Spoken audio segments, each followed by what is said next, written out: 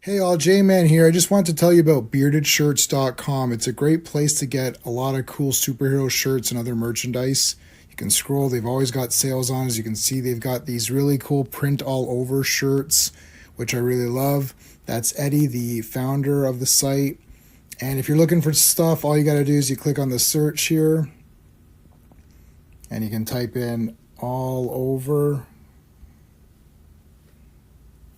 And that's going to show you the all over prints, which are really, really cool. Look at that. You got Legion of Superheroes, you got Brave and the Bold, you got JSA, you got Superman, Green Lantern, Wonder Woman, all kinds of stuff.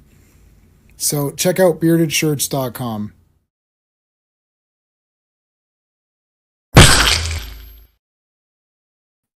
Hey guys, J-Man here. All right, let's do Batman and the Outsiders. We got a lot to talk about. We already got some super chats. We're going to get to those in just 1 second here. This Sunday, oh my God, we're doing Doc Savage on Days of High Adventure. And this movie is what they call a masterpiece.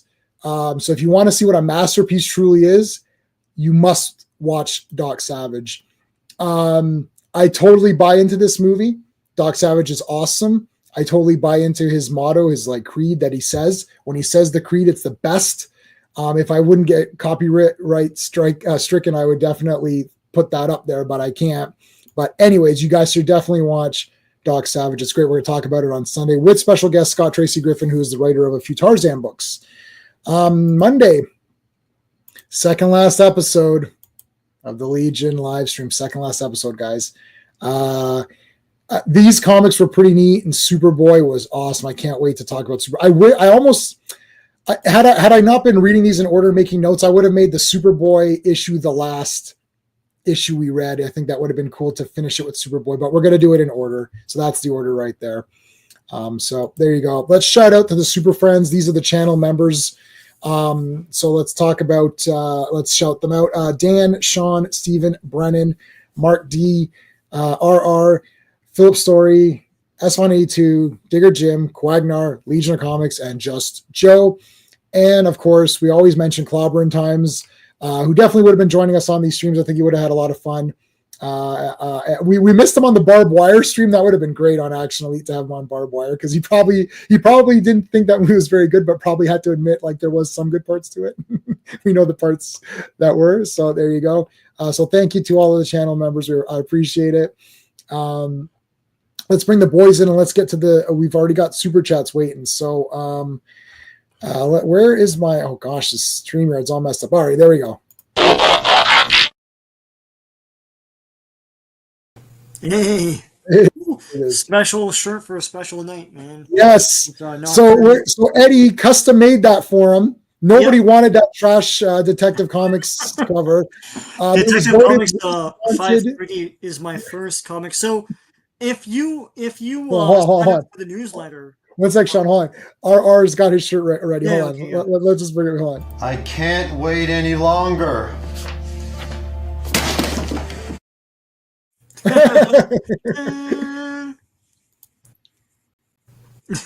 There's Batman. All right. Yeah, if you sign up for the newsletter, it's called the BS newsletter for Bearded Shirts, right? But there's a link in that newsletter where he asks for requests. So yes. I clicked on that and I said, hey, this is my first Batman comic. It'd be cool if it were a shirt. And 2 days later, it was up on the site. So if you sign up for the newsletter, and if you want to make a request, do it and see what they do. They'll probably put your shirt up. Yep. So they did it so Mark D with the C, who's one of the Super Friends, and everybody knows him, of course, as Clobby's buddy who would co-host with him on a lot of stuff. So Mark D messaged me and he said, you think they can do my first comic book, which was the Superboy fighting that little blonde-haired chick? She's really irritating, that little kid. You'll know the cover if you see it.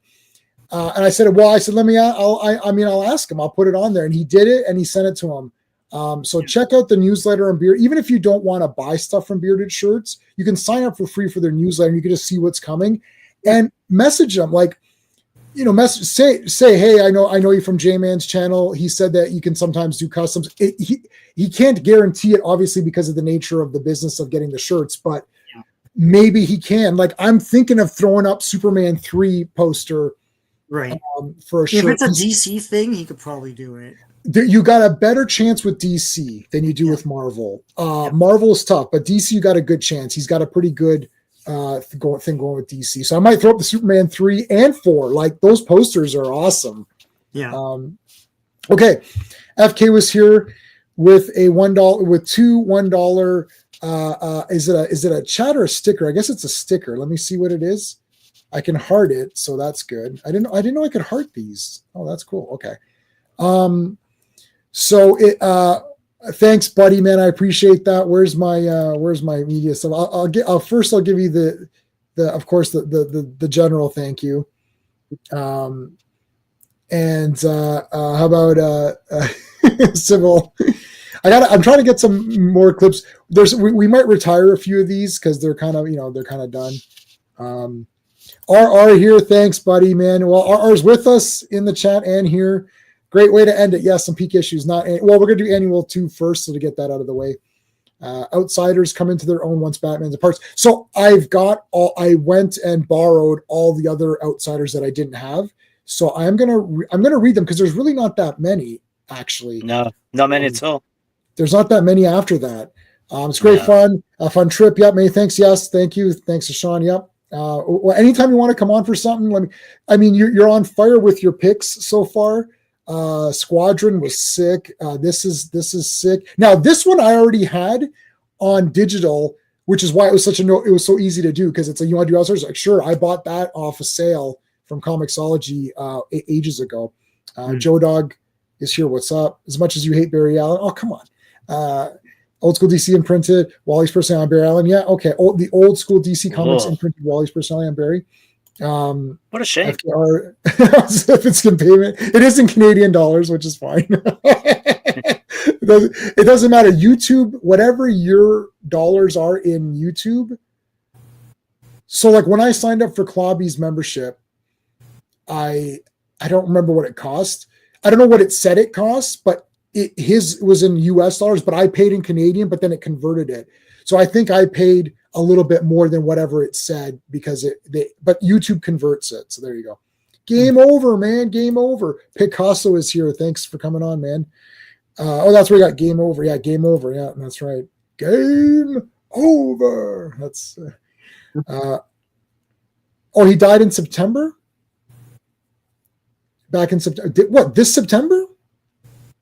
Tarzan and No End with Superboy. Do you know what you want? No End with Superboy. Yeah, do how you want it to. No, I already read it and I got my notes prepared for the next stream, so it's over. It's going to be that. We're going to end. We're going to do it proper. We did it proper from the beginning. Let's end it off proper. Hail, Classic Comics. Thanks for telling me about Green Arrow. I reposted that video. And make sure you guys are subscribed to Classic Comics. His link is in all my videos. Thanks for the T and the A, yeah, or the AT, at. It's your sets and your ass. Was that the barbed wire stream? Yeah. Oh, that was a great stream. Yeah. Thanks for the TNA on the barbed wire stream. Raquel was laughing on that when she saw my post. She's like, "Oh my God, what's going on?" I said, "Firstly, it's on my friend's channel." I said, "And I certainly do not own all of the trading cards, the calendar, the poster, the soundtrack, the 4K. I don't own any of that stuff." So it's all I don't know. As long as you don't own the dress. Well, why not? I mean, all right. I'm not going to judge. He owns one of the. Did she not have those taken out? No, I don't know about that. Yeah, that's too heavy. I bet they were. I bet they were. Like heavy on the back there. It's like, help me out here. It's like, got these back problems. Strongest back in Hollywood. Yes. Yes. Well, she carried the Baywatch show for a few seasons, so she must have had quite a strong back on her shoulders. Yeah. Yeah. Yeah. With the comics. And David Hasselhoff's chest hair. Yeah. All There's right. There's a show called Ghosts. There's a British version which I'm watching, and there's like the American version. And the British version, there's like the one ghost who's like I forgot what time period she's on, but she's like, oh, I hope there's like a guy there. And she's like, oh, I hope he's really hairy. It's like the chest hair. That's when the chest hair meant something. Now it's like they don't. And now it's like, oh yeah. Anyways, all right, let's do it. Outsiders. Batman and the Outsiders Annual Volume 1, Number 2. September 1985. Cover artist is Jim Aparo. December at the Wedding. Written by Mike W. Barr, penciled by Dave Ross, inked by Dan Atkins, colored by Adrian Roy, lettered by John Workman, and edited by Mike W. Barr. So yeah, the art here is very different than the comic that we're going to be looking at after. Mm-hmm. It's almost like they recast all the Outsiders because they don't look anything like they do when Aparo and Alan Davis drew them. Yeah. Like they recast Rex Mason for this issue. Yeah, it's all the stunt actors and stuff. Yeah, it's like that scene in Spaceballs. Yeah. You've captured their stunt doubles. It's like, oh. And the Queen has like a big stogie and a mustache. Yeah, it's like not even. You got this the old man hands crushing the paper. They didn't invite me. I kind of gutted that neither Aparo nor Davis drew this issue because they're characters that Aparo created, right? Aparo helped create all these characters, and Davis has really put a spin on them that's brilliant too.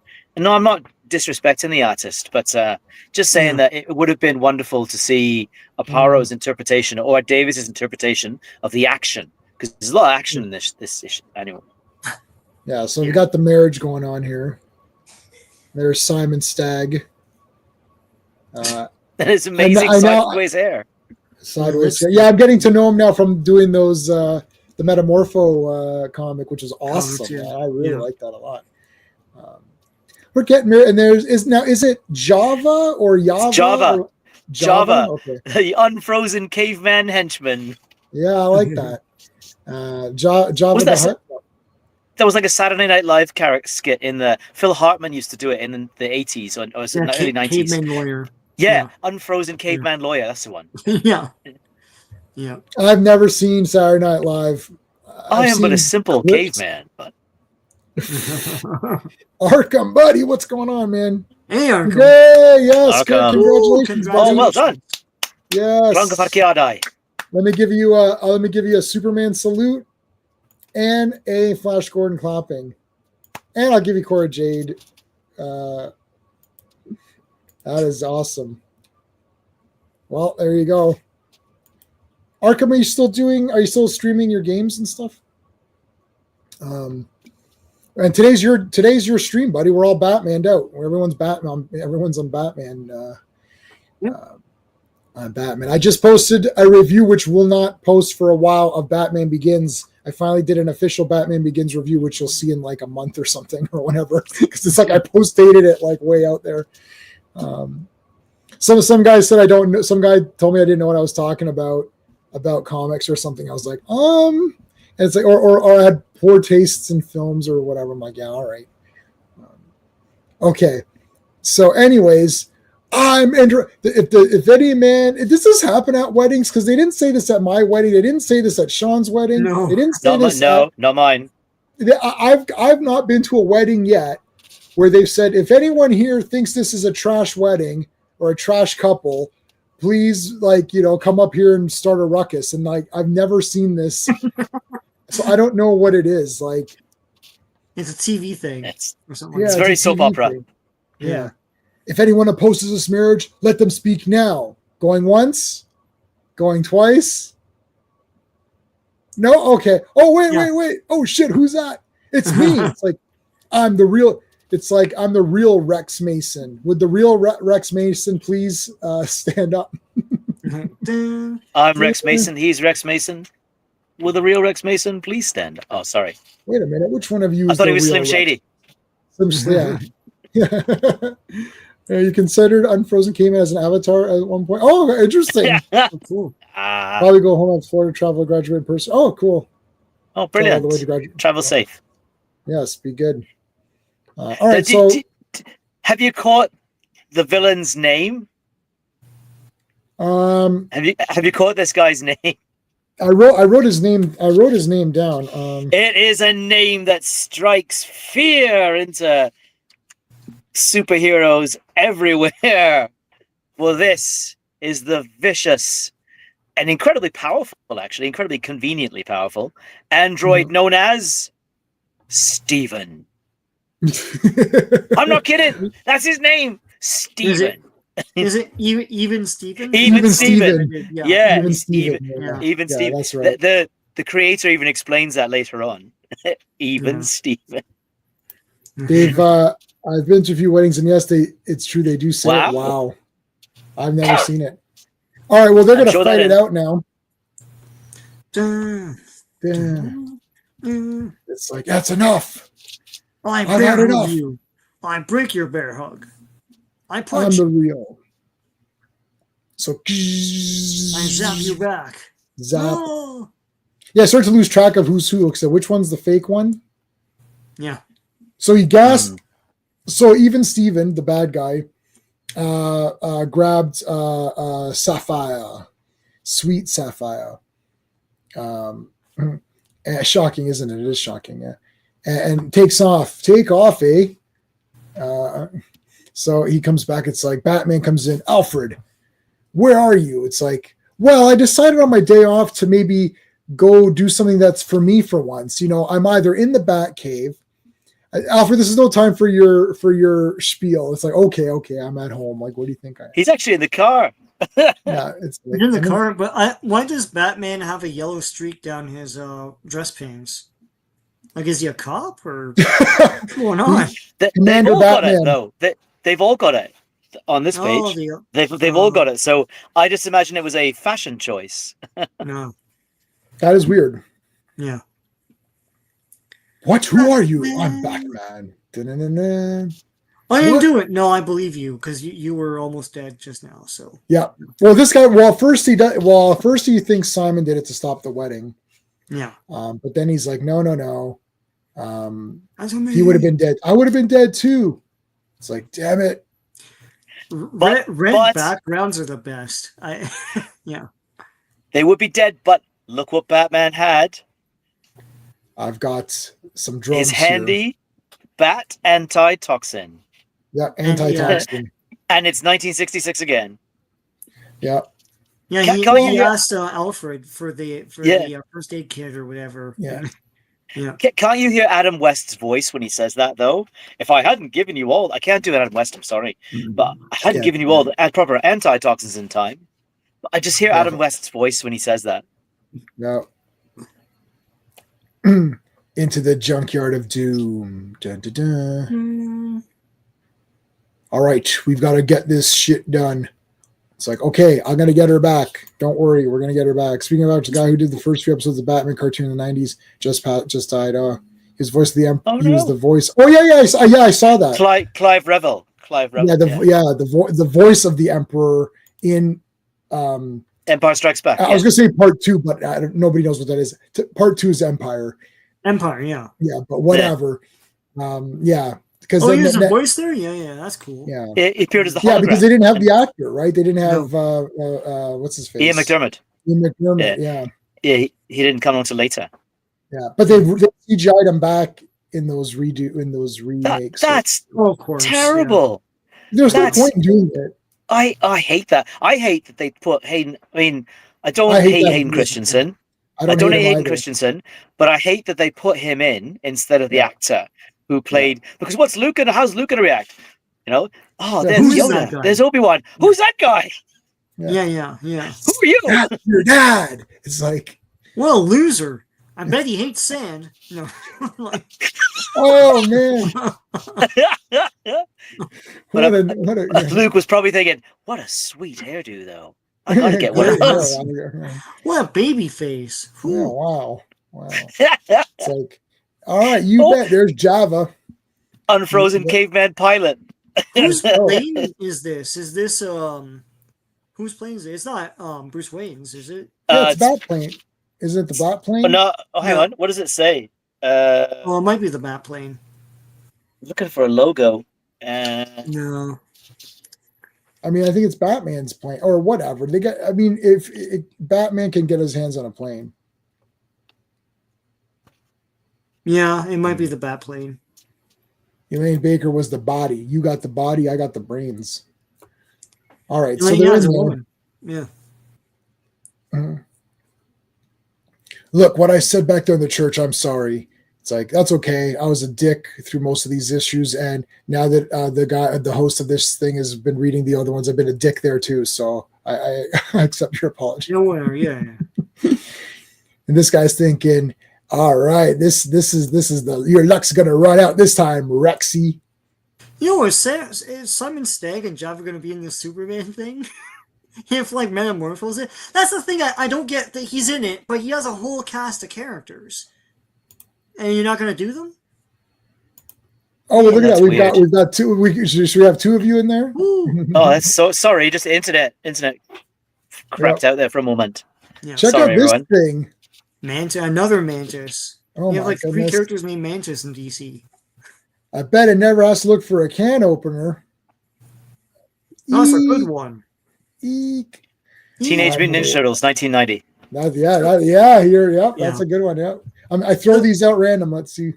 So this old guy thinks that Sapphire is her mother. Right. And he's infatuated with the mother, but she keeps saying, no, I'm not. That's my mother. I'm Sapphire.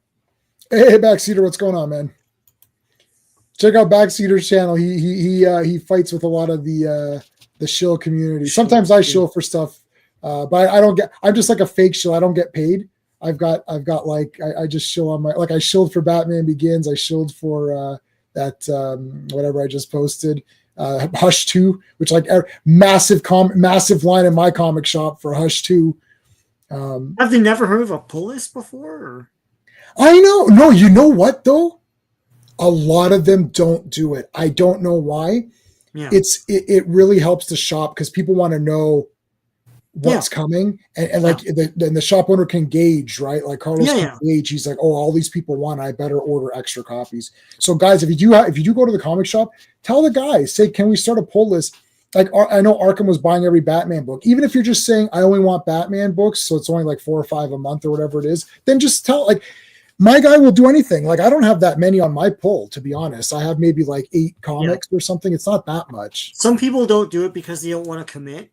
Because then a week comes and you don't have money, you're like, oh shit, and then it piles up and then they get hounded, right? Right. Well, I mean, for this one comic, why wouldn't you pull it? Why don't you just call him in out? Exactly. Yeah. Anyway, so we've got this old man. He likes Sapphire.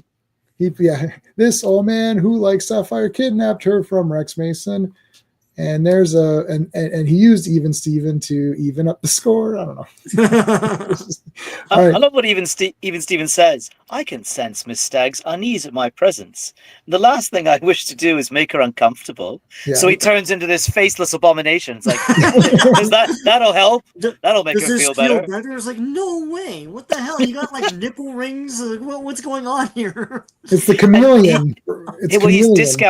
He's discount Amazo. Essentially, Discount Amazo, he is. But he's got the chameleon color scheme from he's from Spider-Man. I like this old guy. This guy's in rough shape. Let's face the facts, because he's blind, he's crippled, he's old, but he's got this thing. I mean, he's still going. He's going strong. He's going for it. So kudos to this guy. He's Davros. He's Davros. He's DC Davros. Yeah. He can only afford 3 wheels, not 4. So he's got a little tricycle thing happening. I tell you, because on the next page we meet some old friends. I think the Masters of Disaster are very. I mean, it was the 80s, I suppose. So adjusting for inflation, it doesn't seem like he's paying them that much. No, right? It's $500,000 split 5 ways, right? Yeah, 100,000 each to kill Batman and the other. To kill Batman. Good luck with that. Yeah, no way. I mean, after taxes. So wait, hold on a second. Hold on. I just figured out something that's better. Why does when they come, to fight. And Batman's like, listen, hold on a second. What's this dude paying you? 500 grand. Double it, go home. That's it. Because Bruce Wayne can afford $1 million. He's like, I'll just pay $1 million and go home. Oh, okay. Well, yeah. Like Bruce Wayne should just hire them, give them $1 million and never do it. Just say never do anything. Just relax and go home. And then he never has to face them ever. or fake his death, offer to get a cut of what they're going to get, and then lay low for a month, and everyone gets paid, and then come back as Batman. And they never know it's the real Batman. It's a Batman is out there. So there you go. Keep doing that. Every time someone is hired to kill him, just offer to get some of the cut, fake the death, and move on from there. I don't know. So that's an evil villain plot, Sean, because you're trying to earn money. Batman's not going to do that. Well, listen, man, these orphanages don't fund themselves. That's true. That's true. The Masters of Disaster do work. It just seems they work quite cheaply. That seems very economical, even for 1985, to go and kill one of the top superheroes in the world and his sidekicks. That seems very, very reasonable price. That is like even to fight Metamorpho. It's like they got to be like, wait, who's on the Outsiders again? It's like Katana. Oh, she's pretty good with a sword, but well, I think maybe we could take her if we all work together. It's like Geoforce. Shit, he's pretty strong. It's like, who's their agent? It's like Metamorpho, Geoforce, Batman. Be like, whoa! What did you say? 500 grand? Are you crazy? It's like we can't. I'm not even getting out of bed for less than $2 million before I even. $2 million is but where we start at before we even do anything. Thanks, maybe buddy. He's covering their dental plans. I don't know, or he's covering their health insurance probably, because that'll be more than $2 million. All right, so here they come to attack. Now remember, Windfall and Halo were friendly a bit, right? Yeah. So. Well, she told her sister she killed Halo. Mm-hmm. And so now she's in trouble because Halo's obviously not dead. So. Yep. Do you remember when I told you I killed Halo? Yeah, you did. I lied.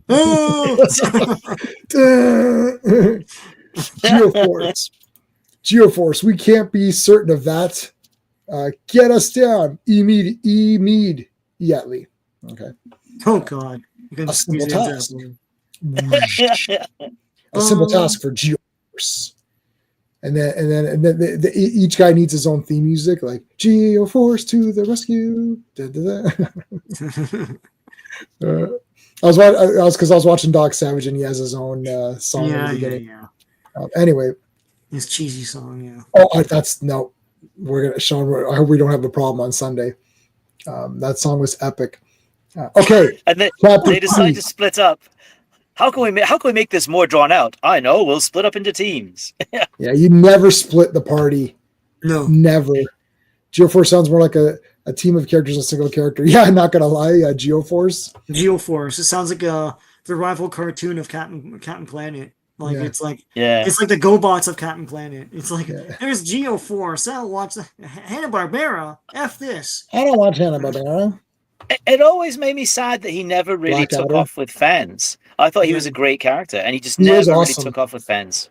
Yeah, everyone on this team is awesome. I would buy the Todd McFarlane before that license runs out. He's got 1 year left. Do all the superpowers of this Outsiders and Katana in this costume, and then do Masters. Oh, absolutely. They would make effing awesome action figures. They could easily do Master of Disaster as one pack. Just do them. Absolutely. Who's going to buy it? Well, 3 people here. Brilliant design. They could do it. Well, people buy it. Yeah. Simple concept, simple design, elegant, beautiful. Yeah. Brilliant. Yeah, that's the fire one, that's the water one, that's the ice exactly. One. Wind, fire. Awesome. You know who it is by looking at it. Yeah. Blackadder. Yeah, I've got to watch. I haven't watched Blackadder in a long, long time, and I don't think I ever finished watching Blackadder. Still got massive amounts of Doctor Who to do. Okay. So it's like, wait a minute. Why you riding her so? Stay out of this shakedown. Well, little sister. Okay, I'll kill her. It's like, yeah, you better kill her this time. You didn't kill her last time. It's like, all right, I'll kill her this time. You're busted. Yeah, shakedown. It's like, whoa. It's like, hello, Black Lightning. Long time no see. C for Catwoman. You mean C? C for Catwoman? It's like, no. I mean C for like the ocean. Halo. Great panel, though. Halo. It's like, Halo, trademark your name. They're going to make an Xbox thing out of your name. A terrible Beyonce song. Anyway. No. Well, I didn't know. Everyone loves that song. I know. No, I don't know what it is. I don't know. Oh, you've heard. I do. Yeah, you might have to. My wife likes Beyonce, so she saw her in concert when she's down here. Bay ones. That's how it's spelled. Yeah, I remember seeing that. Who's Bay Ones? Who the hell's Bay ones? Anyway, it's like Penelope. Bay twice? No, it's Beyonce. Anyway. Beyonce. Not so fast, Geoforce. As you can see, I've gotten better with my powers. I don't even need to touch you to shake you to death. Death. Death. This is great what Black Lightning does here. This is brilliant. Yeah, he grabs the whatever this is, some wires or something. Yeah. Metal rods. Electrolysis, right? Yeah. Electrolysis. Yeah. I use electrolysis to separates the items. That was awesome. Yeah. That was really cool. He scienced her to death. Yeah. What does he teach at school? Science? I can't remember. No, he's an English teacher, but I mean, English obviously he's teacher. been hanging out with the science department. Yeah. Oh, Yeah. He's the lightning conductor professor. Professor, it's like, what lightning stuff are we going to do today? Well, I don't know. It's like, we're going to learn about lightning. I'm not Black Lightning, though. We're just learning about lightning. It's like, okay. I didn't say you were Black Lightning, but good to know. And the puns are incredibly strong in it. I Like, know. the puns are just terrible. At the end, I figured the strain was more you could take. Ain't that a gas? Yeah. Well, this is Mike W. Barr, but maybe it's because the art is different. The writing feels different, too. Yeah. Tonally. It's so weird, but yeah. The Davis issues, I'd say, are darker issues. Right. Than the Aparo ones. Yeah. It's Halo. All right. Halo versus now Halo thinks that Windfall doesn't like her anymore or something, right? It's like a bit of a I give up. Calf. It's okay. She caught her. I've got you. Meanwhile, Geoforce's dance is breakdance and you're shaking around. You are wrong. One. Isn't that a Colossus line? You are wrong, massive one. Doesn't that sound like a Colossus line? Yeah, I guess it could be Colossus. He never says this. It's so weird. This whole thing is weird. Yeah. Yeah, but to me, Geoforce, personality-wise, reminds me of Colossus a lot. Yeah. You know, and he gets thumped a lot too. Poor old Colossus got jobbed in the 90s, something terrible.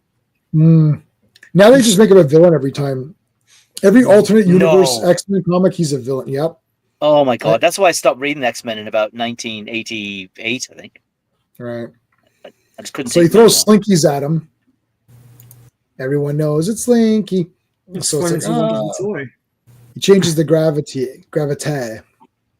Let me down. Nah, too fast. Don't concern yourself with the fall, my friend, but rather with the sudden stop. That's quite a good quip there, I have to say. That's quite a good quip. I mean, so this guy's back is busted up something bad right now. Like this guy, he's just like he's like Reacher in episode 8, loose teeth. That was awesome. That finale was. I tell you, that season wasn't very good. Season 3, but the finale. I didn't think it was very good. My wife and I watched Reacher because she likes books. But the finale though redeemed the whole season. That finale was fantastic. I thought there was a lot of like fighting it. No, I just the thing is like I like Reacher walking around doing stuff.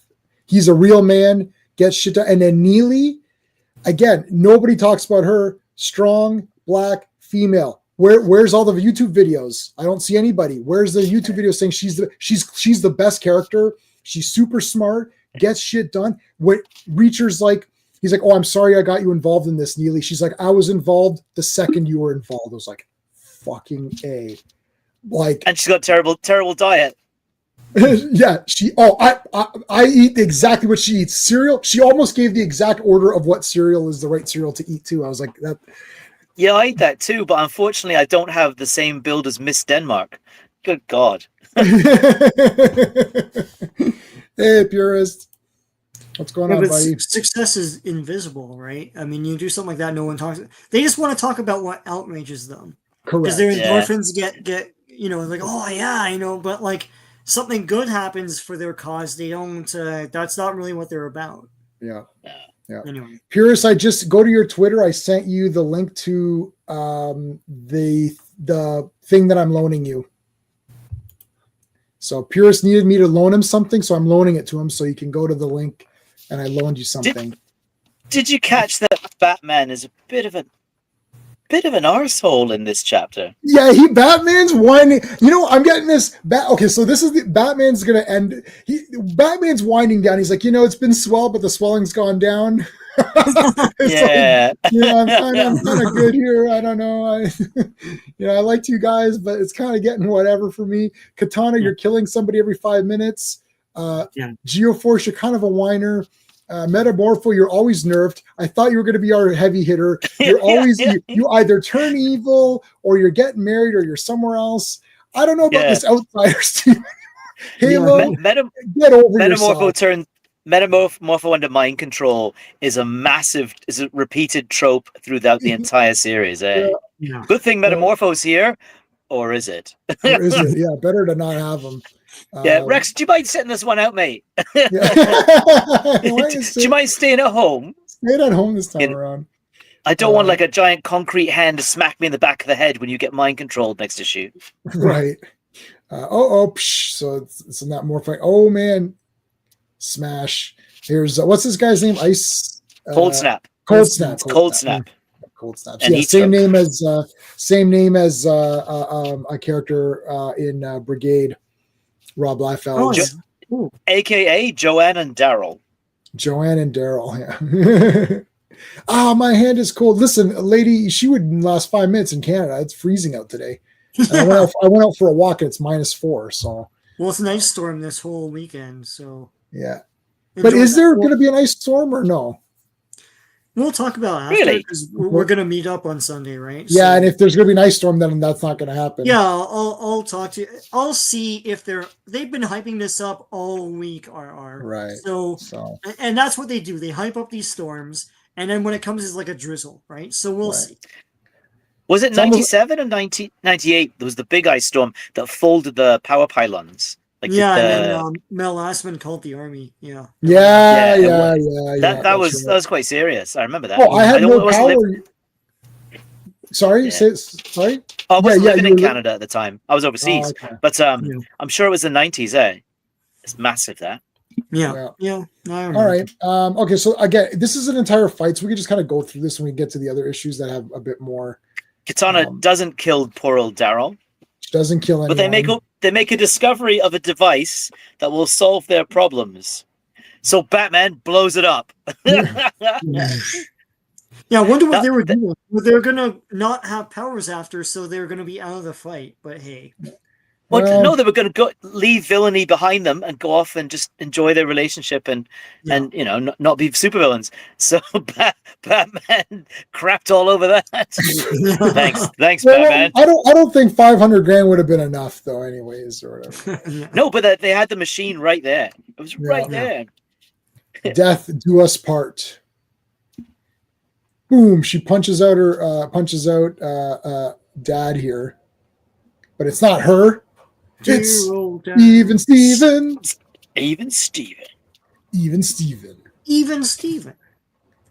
And his nemesis is Odd Todd.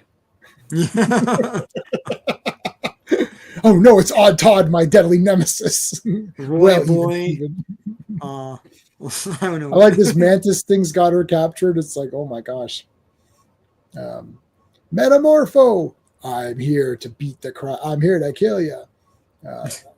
That's from a kung fu movie. Oh, it's got the Maximilian or 1000 or whatever thing. Yeah, Maximilian. That is a disturbing scene. That one gave me nightmares as a kid. That's fun. As a kid, I watched that and it's like, it's on Disney.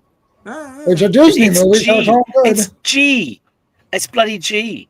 I cannot believe that. Yeah, no, it's G. It's G on Disney Plus, and that's that is a disturbing movie.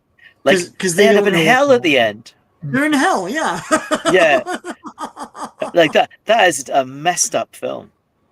Yeah, so about 1.5 million today. I don't know if that's not for 5 people or whatever, but he's kind of similar to Spider. Yeah. We noticed that. We thought it looked like Chameleon. Yeah. Got this still seems a bit low. I like this ramming head metamorpho. It's metamorpho, yeah. Like, he explodes from the inside. He goes inside Mantis and then smashes his way out. Yeah, that's neat. Halo brings Black Lightning. Oh yeah, Black Lightning can't fly, right? Can he fly? No, he can't. He can't fly. Ha! Can't do that, can you? All right, Steven, get him. Steven versus Metamorpho. Who will win? Find out tonight. But they turn into different, so they can change into different elements. Yeah, he's got all the same powers. So yeah. I'll shoot her in the face. But even Steven actually fell in love with her.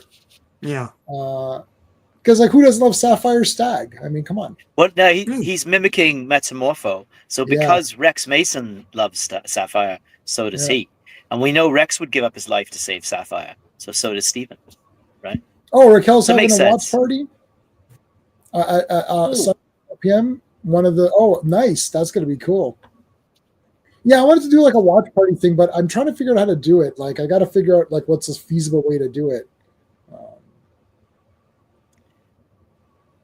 And hey, RR, did you say you want to do Dragon Slayer? That's coming up. We're going to do that. Yeah, for Days of High Adventure. I think I've got April with my job, we get a break. Very different to how the Canadian school terms are organized. Ours are in 10-week blocks because our seasons are reversed, right? So I think April the 14th, if you're around. So April the 14th is our April the 13th. So we're going to do Dragon Slayer on that day. Yeah, Dragon Slayer. Yeah, I'd love to join you for that because Dragon Slayer is such an underappreciated film. Yeah, it's awesome. And I got the Blu-ray of that too, so we're going to do that for sure. Really? I'm surprised. No, I'm not. Yeah, I know. But I just got to say the name before we move on. Yeah. Vermithrax Pejorative. Best dragon name. Yeah, it's awesome. It's Genesis. Oh, I like Genesis too. Yeah. Right Stuff is good too. That's a good movie. I don't think I own Genesis 2, but I borrowed it from the library. But I do have that. What's the Gene Roddenberry one with the android? Quester tapes. Oh yeah, Quester tapes. Yeah. That was friggin' awesome. I was friggin' that movie. That was an awesome movie. I bought that. I got that on. Never seen it. So is it good? Shit, dude! I'll loan that to you, buddy. It is. That's Gene Roddenberry. Is awesome. It should have been a series. The ending is super pumped up. I'm like, it should have been a series. Genesis 2 is good too, also. All right, so she's kind of crying. Darling, what happened? Rex, my boy, do you have a minute? It's like, it won't work, Simon. The wedding's off. I like this. He's like, the wedding's off because, our lives are in jeopardy and all that. He's like, what are you talking about? That sounds like a dumbass thing. Just marry her. The Cosby thing, yeah. That was perfect. It's because they always do this in these comics. Maybe we shouldn't get married because of this reason and that reason. And there's villains and all this. And he's like, what? That's the dumbest thing I've ever heard in my life. It's just marry her. Okay. Well, I guess the wedding's still on. There you go. And then someone else comes in. Batman, I say the wedding's off. No. They look like Janet and Terry from Three's Company there. Oh my God, you're right. So they're doing a Janet, they're doing a Chrissy, Janet, and Jack 3-pack figures, retro style, Yeah. I still haven't bought the break-in figures. I saw them around at Value Village, but I still haven't bought them. What? Not Value Village. BMV. Yeah. Super 7 made them. They're in a awesome. box that looks like a Ghetto Blaster, and it's like Ozone, Special K, and Boogaloo Shrimp. Wow. Yeah. I have to look those up. Yep. All right. The Looker. The Looker. All right. Batman the Outsiders, volume only, number 28. This is cover dated December 1985. Cover artist is Alan Davis. And this is written by The Truth About Looker Part 1, Abduction from Below. Written by Mike W. Barr, penciled by Alan Davis, inked by Alan Davis, colored by Adrian Roy, and lettered by John Workman, edited by Mike W. Barr. All right. Alan Davis loves these. We saw that in last week. He loves these 2-page splashes, eh? Yeah, he loves them. Yeah, this is cool. She cuts her hair. No, I don't like this hairstyle at all. No. Was it not? Do you not think it's Princess Diana? Yeah, I think that's what they're going for. That, I guess. Yeah. But she's got her new hair. I was like, oh no. I did not like this hair. Where's my it's Egon from Real Ghostbusters. Yeah, well, yeah, it is.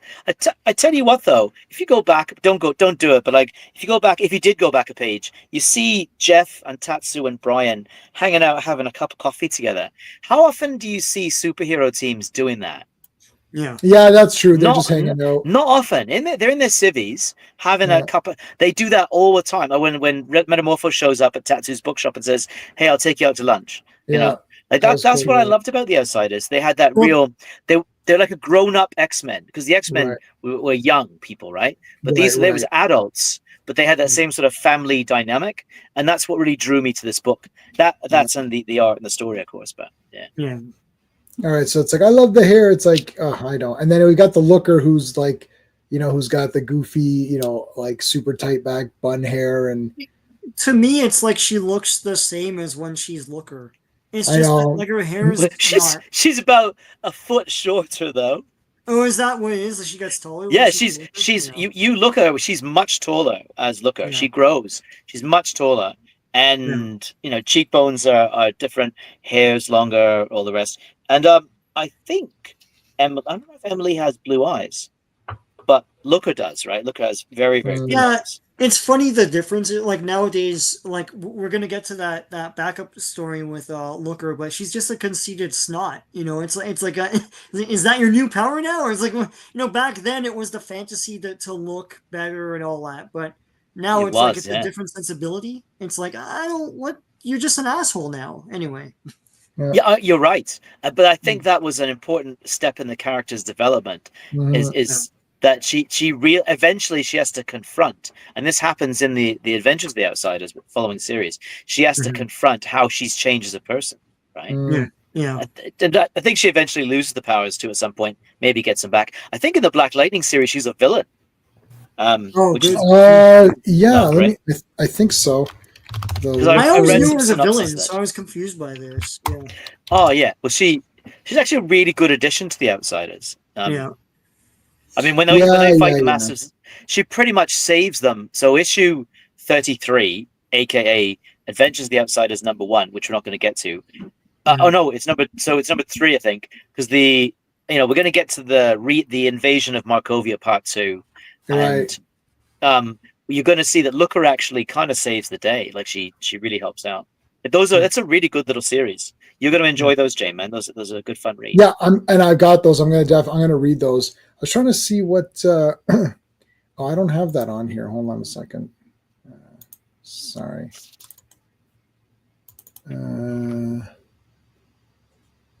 Shoot, I thought I had that. I don't know why I don't have this. Anyways, okay. Okay, so continuing on. This issue is dirty word awesome.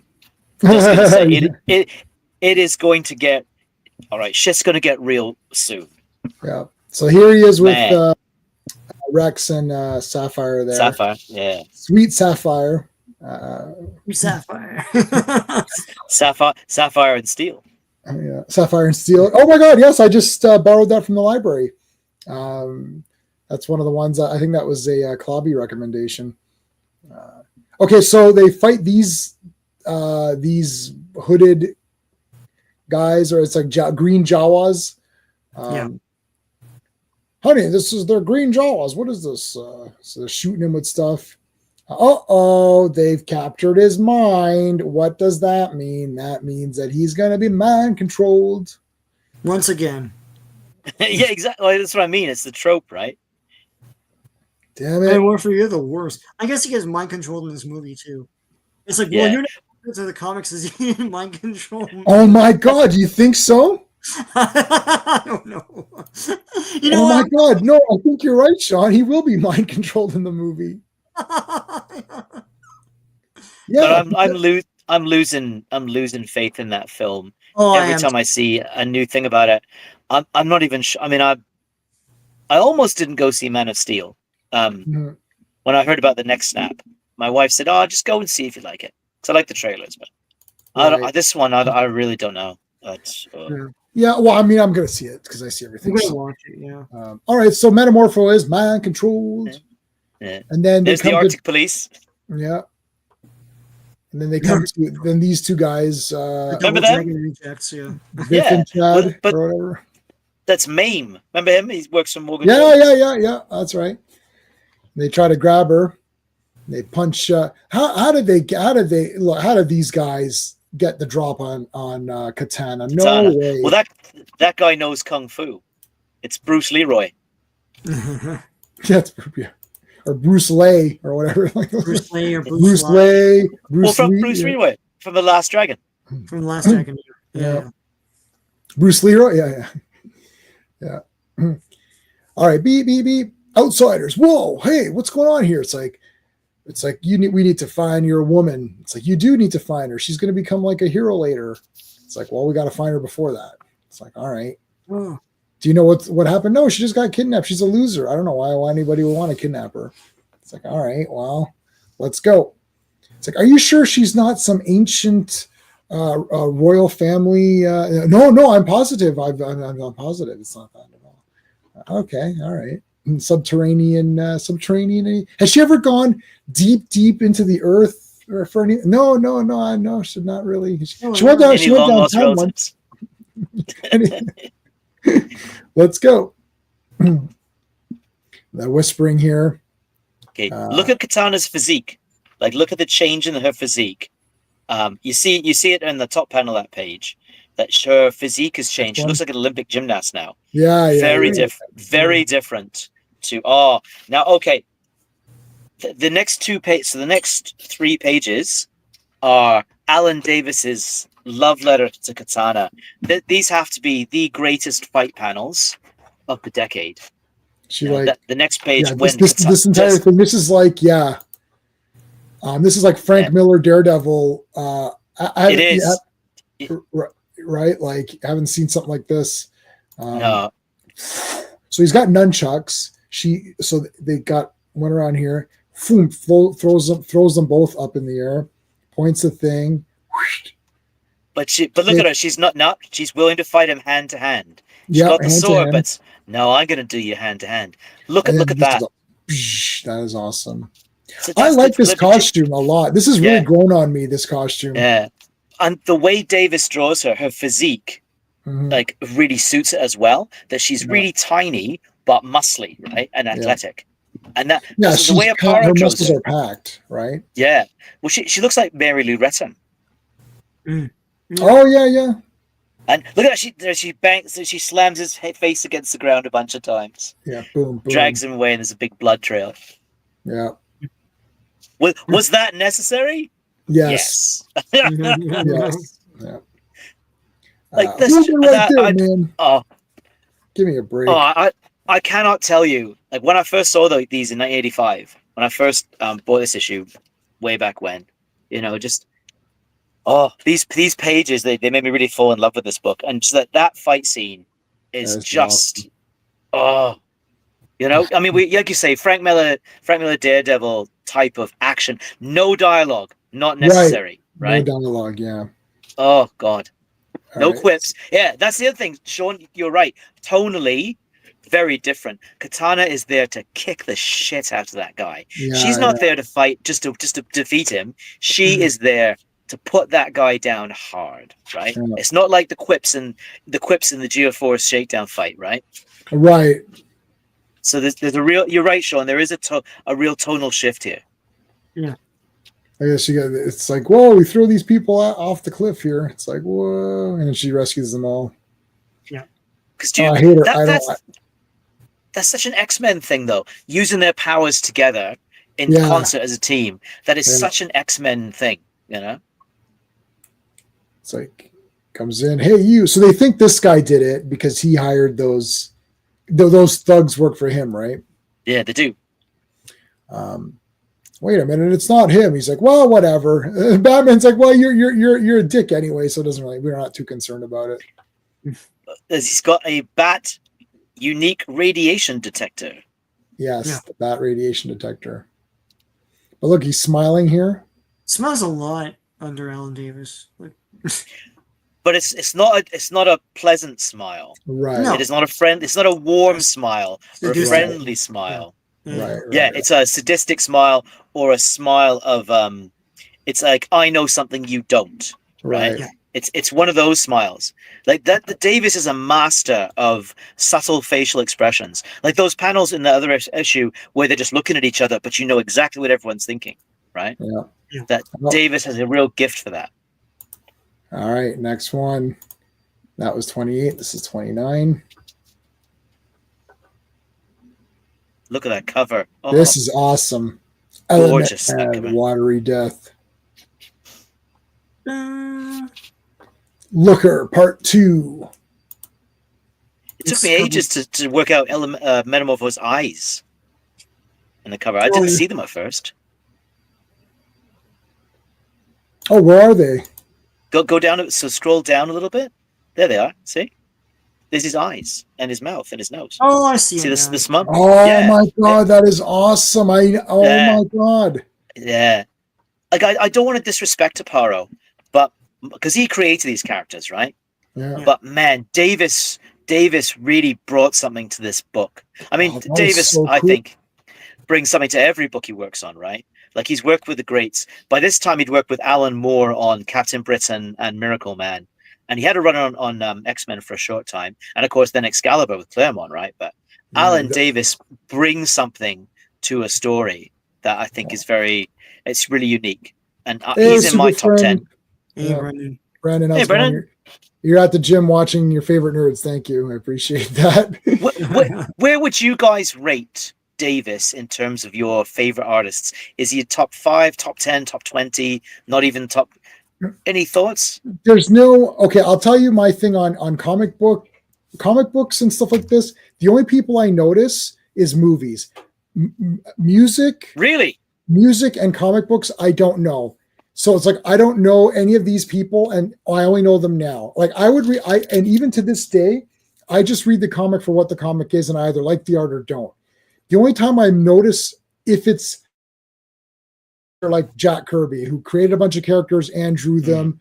This like I could tell the art changed in comics. I'm like, hey, this isn't the same art. This art looks different. And then I either liked it or I didn't. And I didn't go back to look who drew it. I never considered the artists. I just said I like it or I don't. So what I noticed was that when I was going back, oh, hold on, FK, thanks, man, for the $2. I really appreciate it. I'll give you a smile and how about Stella? That surprises me, J-Man. That really surprises me.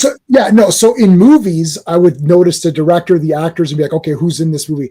Comics, I never thought about it. To me, comics, I read a comic, oh, that was cool, and then I move, and then I just read the next one. I follow characters, so it's like I would always get Spider-Man or Hulk or Batman or Superman. Those are kind of my favorites, and then I never paid attention to I never paid attention to the writer. Never paid attention to the creators. The first creator I ever knew was Stan Lee, because he went out there and said, I'm Stan Lee. Here's Marvel's like, oh, Stan Lee. And Rob Liefeld has said this, and this is very true even now. A lot of people thought that Stan Lee wrote all the comics and drew all the comics. Right. And people actually thought that. And I thought that as a kid too. right? Like I didn't really think about like who's drawing this. I was like, oh, Stan Lee. Okay, I get it. It's Stan Lee's comics. Then when I got smarter, I was like, oh, wait a minute. It's like, firstly, he's not even writing all of it. It's like, and then it's like, okay. And then I'm like, okay, Jack Kirby's name keeps coming up. It's like, okay, so I know Jack Kirby, I know Frank Miller, I know Alan Moore. So like other artists, Jim Aparo came way later, Kurt Swan came way later. When the sense of like, hey, all these comics, yeah, it's like, oh, Kurt Swan, yeah. Jim Aparo came about when I was like thinking back to all the Batman comics I had as a kid. And I went to one of those websites and I would look, I'm like, I had this comic, I really like these. And it was like every comic I had was like, hey, it's all Jim Aparo. I'm like, well, I must really like Jim Aparo. And then even Aquaman, because I was like, I really like these Aquaman comics. I was like, oh, this is also Jim Aparo.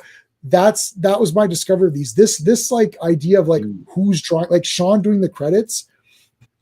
That's how I'm coming to know the artist. Even now, when I read it now, I am not looking at the credits. I just read the story and let it play out. So yeah, crazy. Isn't that crazy? But for movies, I watch all the credits. I take note of who did. I don't know. It's just and even for music, my favorite band is Iron Maiden. I can't name all the members. I mean, if you did a multiple choice, I can name all the members of the Monkees. But like if you did but Iron Maiden's had a lot of people. Like people like, well, you know, Bruce was on this album, then he left, then he came back, and prior to Bruce, it was this guy's. Like, I don't know. I have Killers. I have Iron Maiden. I don't even know. I don't know the name of the singer that predated Bruce, even though I know the songs from those albums. Gosh, what about you, Sean? How do you have a list in your head of top artists? I mean, gosh, that would be a great one day. That's going to be a poll question, but not today. But because we don't have time. But what do you think? What do you like, Sean? What's your approach to artists and writers? I'm a big fan of Aparo only because I feel like Aparo feels more classic to me for Batman. I don't know what kind of artist you're I mean, like I would say Barry Windsor Smith or something like that, but like if you talk about Batman artists, it's funny because while this series was going on, like Don Newton and Gene Colan were doing Batman. I think Don Newton was Batman and Gene Colan was Gene Colan was Detective Comics, and that was at the exact same time as this series. I really like Gene Colan a lot because I think that moody, atmospheric look really suits Batman. I remember talking to Clobberin about he didn't like Gene Colan for Batman. He liked him more for Daredevil and stuff. But I think that because he did the same thing for Tomb of Dracula, and that sort of look, that moody look, and the shadowing on everyone is fantastic for Batman. It really depends on what kind of Batman you want. I am tripping a little bit on Davis's putting the pupils in for dramatic effect sometimes and doing that weird smile every so often. It's a different Batman under him. And whether you like that or not is what, but the art is incredible. It's just that for Batman, I don't know if I like that take on Batman. That's just me. But Davis does a run. Yeah. No, go ahead. I'll tell you. No, at this point, it's like, I mean, this right here, that's Batman. He looks awesome. I always like Black Dome Shadow Batman. In the previous in the annual we just read, they did a more realistic look on the lighting and shadowing, and it didn't work for me for Batman. It's just a blob here and there, and it's like, that's not Batman. It's got to be a dome. Like, that's just the way he always has a shadowy forehead. For classic look, yeah, he's great for Batman, Davis. It's just that every so often the pupils, I get it's a take. I don't hate it. It's just something I'm not used to for Batman. But in terms of a list, I couldn't tell you, man. Yeah. Do you not?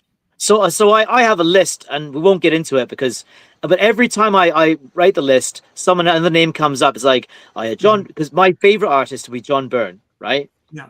Almost anything John Byrne has drawn, I'll have a look at. I would put him in there. I would put him there. Yeah. But Davis is in my top 10 for sure, just because of his body of work and what he brings. Like, he brings a real sensibility to the characters. I mean, even the expressions in this page say so much. so much subtlety in his and he does like that panel there where Geoforce is lifting those boulders, right? Like Davis conveys the degree of effort that it takes. Like he has such it's such a blend of the fantastic and of a naturalistic style. It's not quite Neil Adams, but at the same time, it's not Byrne. Like it's somewhere a strange mix in the middle. Yeah, I mean, I belong to a fans of Alan Davis Facebook page, and I'm the only person there who hates Excalibur. But yeah, but one more thing. Davis's acting, like the acting of the characters, their facial expressions convey volumes. That's really good. Some artists can't do that. Well, modern artists really can't do that. But there was one issue I think last week where that girl that has a crush on Geoforce is making mean eyes at him and everything, and it's it's so adorable.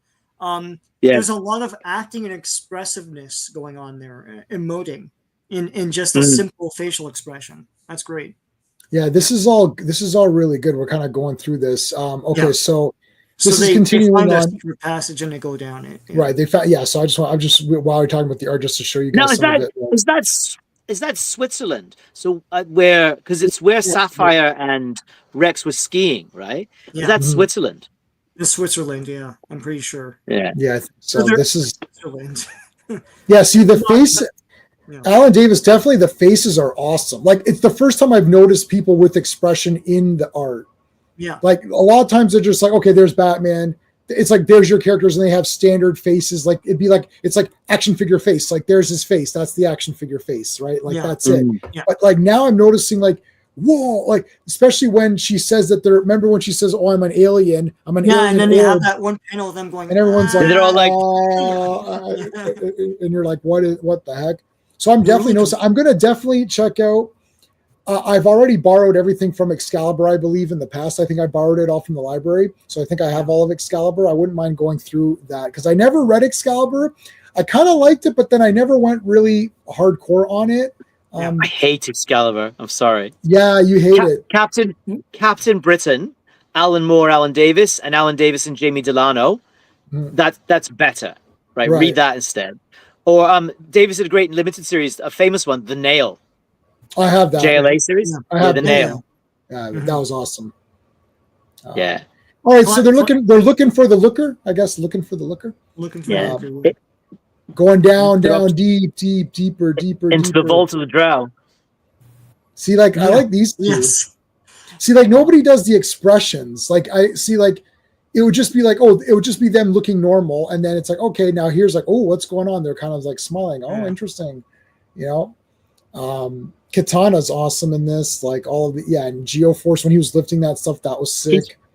And there he's playing with a rock. That's so cool. I like that. It's like that's so awesome. He's putting more. I think what you're trying to say is that, or what you are saying is that he's putting more thought into the panels and the pictures, not just like, okay, Geoforce and so I don't know what's written, but it'll say like page whatever, page 10, Geoforce and Katana are talking about Emily. Okay, and then he draws that, but he's like, well, Geoforce messes with gravity and stuff, so why not? Like me, I'm playing with a pen while we're doing this stream. Well, he's cartooning, and that's something we've granted for years. And now, when it's absent in modern comics, we're like, oh look, they're doing things in their panels. It's like when we were going through the Fourth World, and Superman was in an underground chasm, and they set him down, and then he's taking a slice of butter and putting it on his bread. And I was like, yeah, he's having a piece of bread, man. Yeah, he's having bread and he's putting some butter on it. You're like, this is crazy, and it's Superman sitting there in the full thing, like full Superman, and it's like putting butter on. Yeah, Jack Kirby's like, well, I have to have him do something. He's like, he enjoys a piece of bread, whatever. Yeah. Yeah. So hey, look, it's Metamorpho. He's all good now. Wait, whoa, no, hold on, Halo. Haven't you read this series? Every time Metamorpho goes away for a while, he comes back evil. It's like, damn it. Halo. That's the song, Jay, man. Anyway. Oh, okay. From what? From Beyonce? And Beyonce. No, I never heard that. I never heard that much, song. does it? Yeah. No, I never heard it then. I only listen to like manly shit, like metal music. I listen to your you guys pansy ass music or whatever. It's like I like orchestral stuff because the classic composers would have been in metal bands. Yeah. Like Wagner would have been in Black Sabbath. They'd be like, shit, get this guy in Black Sabbath right now. Anyways. Yeah, I only do like Sam Dunn, you know, all those documentaries. That's our Canadian boy, Sam Dunn, doing the Lord's work by bringing metal to everybody. He was doing some great stuff. Anyways, look at this. Punch him in his head. Oh, but I'm Geoforce. I'm Geoforce, bitch. What are you gonna do now? Yeah. Whoosh. Batman sorts him out. Batman, that was stupid, Geoforce. Black Lightning, buy us some time. How much time should I buy? Metamorpho, how much are you selling 5 minutes for? Yeah. And then Batman's just like, no, don't do your lame jokes. Stop it. No time for lame jokes. All right. Well, what we're saying about facial expressions, look at the Batman expression at the bottom of this page. Yeah, that's awesome. Because they talk about that, it'll be all dark. He's like, yeah, I like the dark. Yep. Yeah, he's like, it's gonna be all because we're gonna lose our light. It's like it'll be dark. He's like, I know. Oh shit! Batman's like, I got this down. I'm the Dark Knight. I'm the Dark Knight. Damn it! Look at the movement though in this uppercut. Like yeah. Geoforce This uppercut is badass, man. That's like full extension. Oh. And like the other arm's back for balance, and he's taking a step forward. Like that's 100% effort. That one, maximum effort. That's a Tybo move. It's like and 1 and 2. It's like twist your arm and twist your back. Yeah, get your arm. More twist. Get it up in there. Put your weight behind it. Let's do it. I wish I had some of those videos. They're funny. I have Tybo VHS tapes. Yeah. The Billy Blanks. Yeah, the VHS. Yeah. Yeah, Billy Blanks was the man. You love Billy Blanks. He must have made millions off of that thing. I think he did. I hope so. Yeah. He would have needed it. We're a pro Billy Blanks house. This house is a pro Billy Blanks. I support Billy Blanks. Okay, so I do actually really do support. He's awesome. Not in a joking way. Okay, let's fight. They continue to fight, but like Metamorpho. Look at this. Look at the face here. This is sick. I did not notice the cover until you guys pointed out, so that was really cool. Maybe that would be a good cover. They have some Outsiders and Metamorpho shirts on Bearded. That might be an interesting shirt. Yeah. Actually, that might be a very cool shirt. I wonder if you can do that. What this fight sequence though does, it shows that Metamorpho, like it is part of the trope that when he's mind controlled, he is unstoppable, right? Yeah. Because he can't be beaten. I think what they're saying, it's almost like Metamorpho's a really nice person, and when he's mind controlled, all of his moral filters are gone. Like he doesn't care, so it's just he's going all out to do damage. Whereas when he's a good guy, he's having some fun also with his powers, and he's not trying to really kill anybody. So he's not really like if he ever got really angry and wanted to go crazy, he could, but he just doesn't. He holds back, right? Well, it's what happens on the next page really bears that out, as you said. So here he is, like the water here. This is cool. Now this is cool. Let's take a look at this. They splash in here. They're all getting stuck quickly. Well, he drowns them, right? He drowns them. Like, I mean, and so Pamela Anderson can capture them. Oh, she's great. This girl's awesome. Like, Davis was another fan of the female form. Yeah. It's like a mirror down there, and people are like looking. It's like, and then you see yourself looking back at you. It's like, what's going on? That's what it's there for. Here's this weird monster that comes in, and Batman's got to fight it. Pretty cool. Batman kills it. He does. So much for his whole non-killing thing, but but I know. But this was in the dark. It doesn't count if it's in the dark. You can't see it. Did you catch though what Batman says? Well, I tried to pull. So he's giving them CPR because they're effectively dead. Right. Yeah. Like they've drowned. Yeah. Right. Mm-hmm. So he probably had to do some mouth to mouth, but which would have undermined his mystique a bit. But yeah, so he's doing CPR on them to bring them back to life. Yeah. Well, you gotta do what you gotta do, man. Yeah. Brought him back. Now, may we leave? It's like, yep.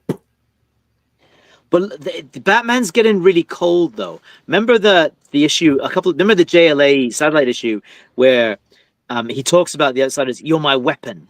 We're going to bring justice to the world or die trying. And Rex and Jeff are like, well, I'm not so sure about that. And he says to Jeff here, you'd have done the same for me about the CPR. And even if you hadn't, you're no good to me dead. You know? Yeah. Now he's got to keep up his Batman status here. So now here come these weird guys. Who are you weirdos? It's like, well, we're going to be in this issue. We're going to be in this for a while now because we've got this whole backstory. We can't tell it to you in this one. You have to pay for the next one to get it. So yeah. Here's where we live. Whoa, this is a cool underground base. It's Vault of the Drow. Yes, Abyssia. Well, do you say Drow or Drow? How do you pronounce it? I read it as Drow, and I heard people say Drow. The thing is, you read these things, you don't know how they're supposed to be. It's like I tripped on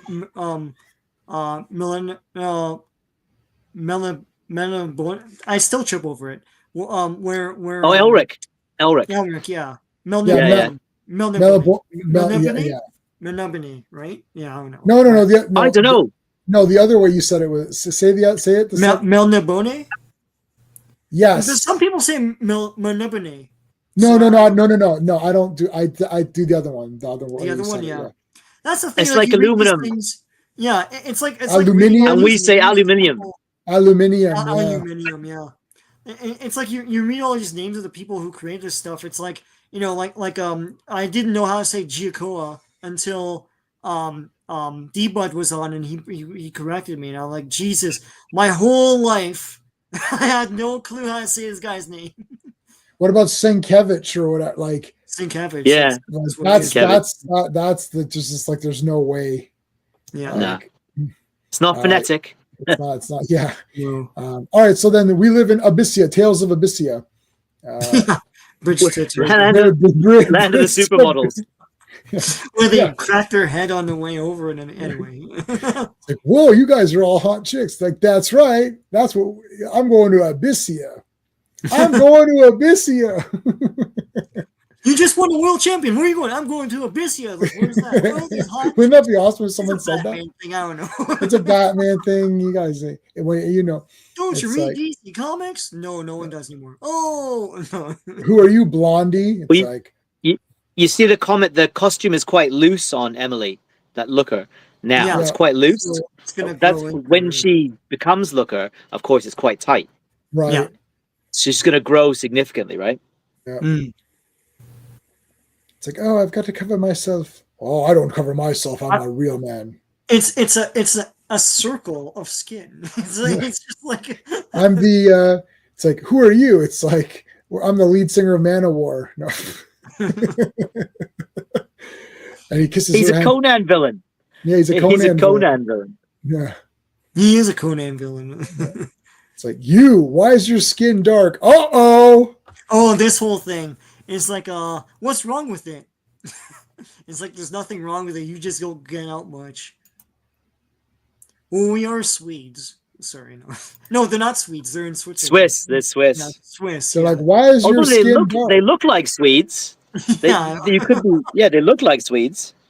Abyssia is going to get canceled large, man. That's really outrageous. Yeah, that's awful. Like, and look at their chickens. Panel in there, like, who's the editors? Like, did you have to put that panel there? Like, have them punch someone or something. And look at their chickens. They have 8-legged chickens. I'm not touching that. That's weird. That's the Colonel Sanders special. That's the 8-legged chicken. It's like, yep. No. A toast. So now you got the two factions. You've got the brother and sister who hate each other. And the brother wants a sister dead and the sister wants a brother. But the sister has got Halo, Metamorpho, and Geoforce. That is a super powerful team. That's a team. That's a team right there. Yeah, that's their counters. Like counter. All right, Sean, issue 30. All right, issue 30. Jesus. Issue 30. Cover date February 1986. Cover artist and penciler and inker are all the great Alan Davis. Written by Mike W. Barr. Colored by Adrian Roy. Lettered by John Workman. And edited by Mike W. Barr. All right. Transformers, more than meat. Looker. What? I'm just like a loser. It's like, no. Let me tell you the story. It's like between the times when the oceans drank Atlantis and the rise of the sons of Arius. Yes, yeah. There was an age of Abyssia. Andromeda. It was the age of Abyssia. We had to do a lot of manual labor, and we had these losers that had to do it, but they were all losers. It's like and there was this comet. No, does he still telling us? Oh yeah, 80s infatuation with Halley's Comet. Yeah, as a kid I didn't even. It's like it's a comet. Aren't there a lot of them? That's what I used to think. Yeah. It's like what the frick. But that was like they're like corporate promotions about Halley's Comet. So anyway, now it's in this comic. I shall tell you the story. Here's a story of a lovely comet who passed by Earth and then it crashed and it formed a canyon and we all lived there and we became the Abyssians. And it's like the scores. The Abyssians. So it's like, so there's like so the king of the Abyss. So the Abyssian. This was convoluted as ass and it was so unnecessary. It's like, I get there's good ones and bad ones, and you're descended from a dude that came from here. Yeah. Yeah.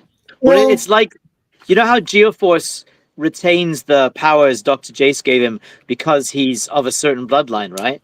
So it's the same with Emily, because we find out that other people, so the meteorite can give people superpowers, sort of telekinesis, telepathy, right? As we find out with this guy Lauron, who's born that way, right?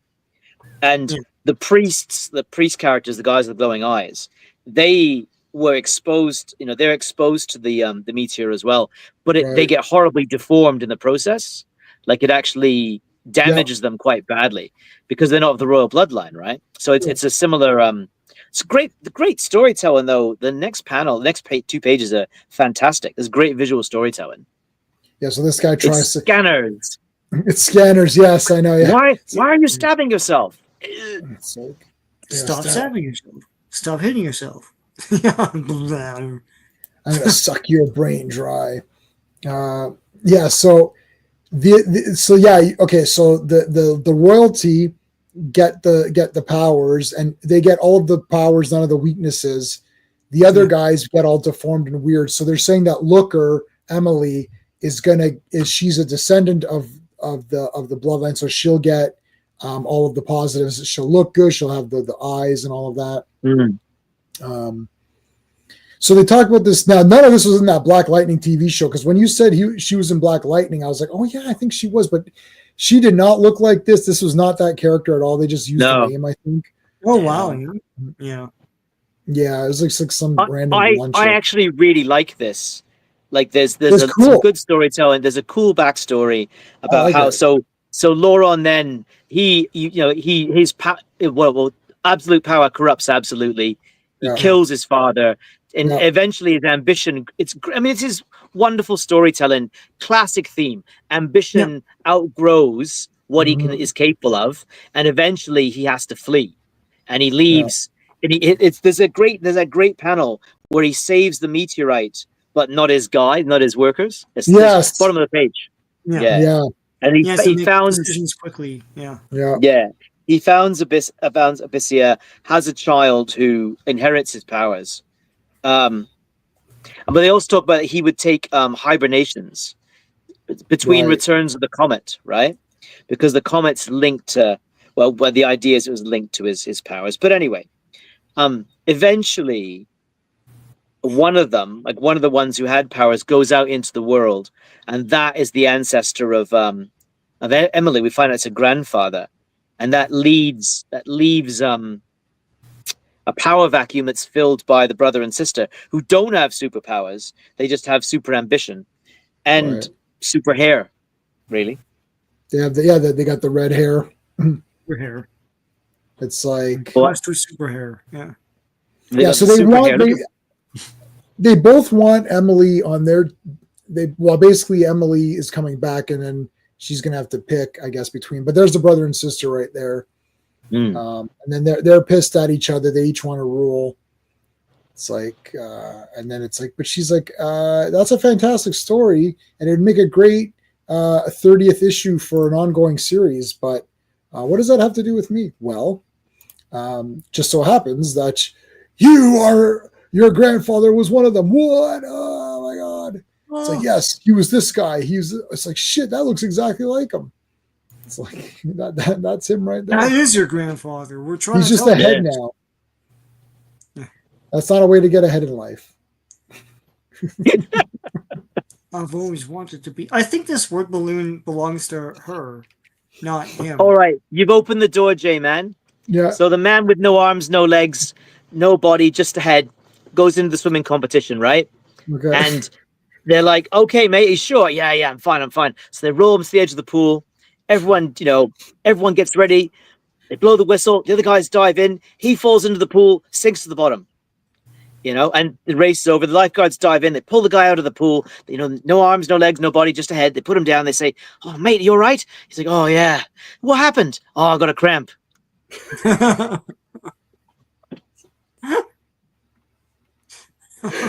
Oh, 10 out of 10. I love it. That's almost as bad as what happened on his birthday. He got a gift from his mom, and he said, "Oh, not another fucking hat."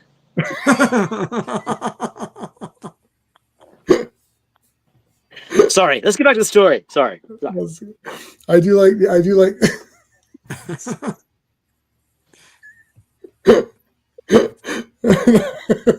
that is funny though. Not another hat. Oh, people keep buying me hats. Look at these. So here's the. Okay, so remember the guys that aren't. Steve Pierce thought it was funny.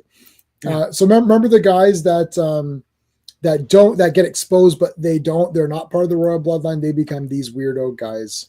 Yeah, this looks like a dude to me. Dude looks like a lady. No, it's like they become Jack Palance or something. Yeah. Believe it or not. Yeah. Believe it or not. You have to put a lot of breath into it. But there's that. Have you seen that supercut on YouTube, RR, of like all the Believe It or Nots and cut together? It's like a half hour of like, it's like, believe it or not. Believe it or not. Like, that's all they did. Anyone's like, believe it or not. And do. Yeah, it's just Jack Palance saying believe it or not for 35 minutes. And I've watched the whole thing. Sean sent it to me. I was like, "Oh, I'm watching this whole thing." I'm waiting for one of you to say, "'Cause you are my number one." God. I could not tell what he said. I can't do Jack Palance. You've got it. I can't do that. Thanks for joining us. Oh, Batman's the only one wearing underwear. Yeah, you're right. You're right. Wow, you are a looker. What? It's like, but I want to become beautiful because my husband deserves me or something. And it's like, okay, he loves you the way you are. Like, yeah, like, were you raised wrong or something? Like, do you understand what love is and what looks are and what inner beauty is? Like, no. How old are you? At 19? I'm 38. Jesus Christ. What the hell's wrong with you? Yeah, but it's 1980. It's 86 now. It's the 80s, yeah. It's the 80s. So, I mean, and this is February 86. So this is the real mid 80s, right? So the Cold War is still on. MTV AMTV is going to be has been created just recently. So yeah, it's a crazy time. Yeah. Adam Sandler's a wedding singer. Yeah, I like that movie. That's Adam Sandler's best movie, pretty much. Probably is. 50 First Date's pretty funny. But. Yeah. Okay, so it's like she's naked. It's like, all right, let's send in the forces. Boom. Send in the 3-pack. The Geoforce, the Halo Force, and the Metamorphose. It's like, all right, guys, let's go. And there's Black Lightning beating up the natives. So you're native to this Abyssia, huh? Well, I'm gonna kick in your heads. Katana can just kill all these people. But she smiles. Hey, look. Now she made the Halo mistake when Halo saw Metamorpho and was like, Metamorpho. She's like, look, it's Halo. It's like that's not Halo. It's like she's been hypnotized and mesmerized and evilized. Okay, we better go. But heel turn. John Cena. She John Cena'd. Or Hulk Hogan or whatever, depending on what wrestling you're watching. What generation you were, yeah. Yeah, John Cena just heel turned like 2 weeks ago or whatever. Yeah. I can't fight Gabrielle. This is cool. She just doesn't fight her. No. Well, not Metamorpho's fighting though. Geoforce versus Black Lightning.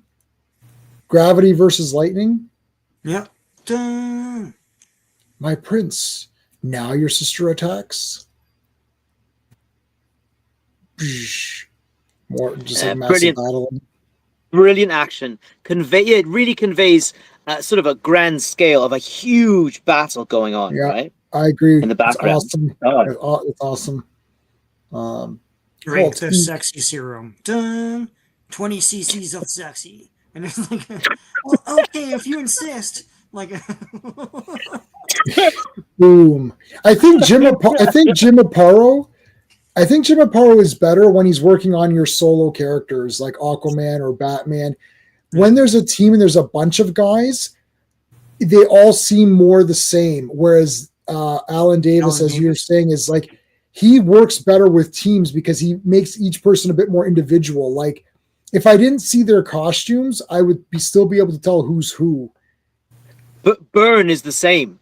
Because Byrne used lots of natural and rounded lines and lots of natural shapes, that Byrne's characters are very distinct from each other, right? Yeah, no, John Byrne was like my super favorite, and then Clobby like destroyed him on that Superman run, and I was like, I understand what you're saying, I feel for you, but I can't find you. It's like it's like John Byrne, like everything John Byrne's name was on.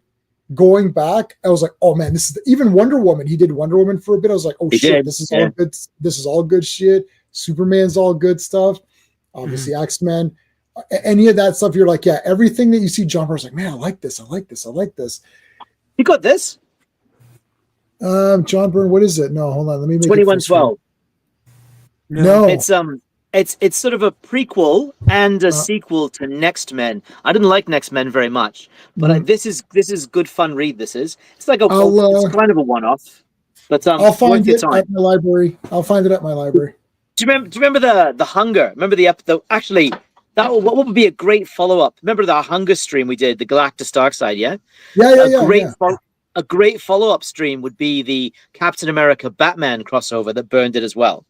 That'd be a tremendous. That might be a lot of fun. Yeah. Well, yeah. Let's figure out another one to do, and we could do it on like a random day too, because we'll be starting Star Wars in a bit. Whatever fits your schedule, because I know you've got a plan. As we've seen, saw my plan. You've got a plan. Yeah. So no hurry. Then the year's still got plenty of months left in it. So and I'm just grateful to have been able to be part of this stream. It's been amazing. It's been something to look forward to every week. Yeah, and cover a whole generations series by Byrne. Yeah. Controversial generations. Yeah, I haven't read that. I'm a very like anything that was like off brand. I'm like DC Marvel. Like that's all I care. It's like Superman, like the generic people: Superman, Batman, Wonder Woman, Hulk, Captain America, Spider-Man, like Punisher, Wolverine. Ghost Rider, like that's pretty much it. Anybody, it's like as soon as even Green, I love Green Arrow. I took Longbow Hunters. I flipped it. I was like, this looks weird. It's not for me. Watchmen. I have the original issues because my friend gave them to me. But I looked at Watchmen and I was like, what is this? This is nonsense. I looked at Swamp Thing, which I love. Alan Moore's Swamp Thing. I love Swamp Thing. I was like, I love the Swamp Thing movies. They're like some of my favorite movies of all time. I looked at the comic. I'm like, this looks boring. Like that. Like, see, you're learning more about me as we do these. It's like with the Daredevil stuff. It's like, this is boring and stupid. It's like, I don't care what it's like he's a ninja. Like if I flip through a Spider-Man comic and Spider-Man wasn't in the costume for most of it, it's like that's getting put back on the shelf. I don't think I can react seriously to any more of your Daredevil videos because we've got very different views on that. But mine are very accurate, and I'm very nice. Gave a 4 out of 10 to that last one. Nicest man in social media right here, boo. Anyway, but moving on. Generations that Classic mentioned is actually a DC Elseworlds series about Superman, Batman, and their children and their children's children. And cool. It's controversial because some pretty unpleasant stuff happens in it. The cartoon kept Black Lightning's character true. Okay. All right, so here's Gas. It's Gas. Again, big, huge battles. Here's all fighting. This is all fighting. This whole entire thing is pretty much fighting. So Halo, what's her Katana just couldn't bring herself to, beat the crap out of Halo. So they're all captured here by the sister. The sister's captured the brother.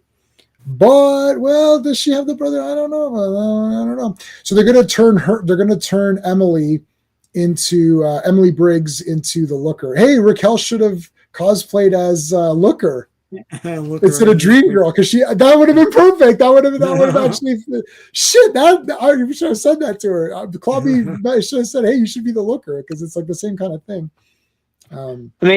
It's a bit on the nose, really. The character's name, and her eyes are the focus of her powers. But I mean, it's a bit on the nose, that one. Right. Well, wait till you see the next cover. Oh, there you go. The Looker. She's got the look. She's got the look. That's one. She's got the look. Anyway, this is covered in March 1986.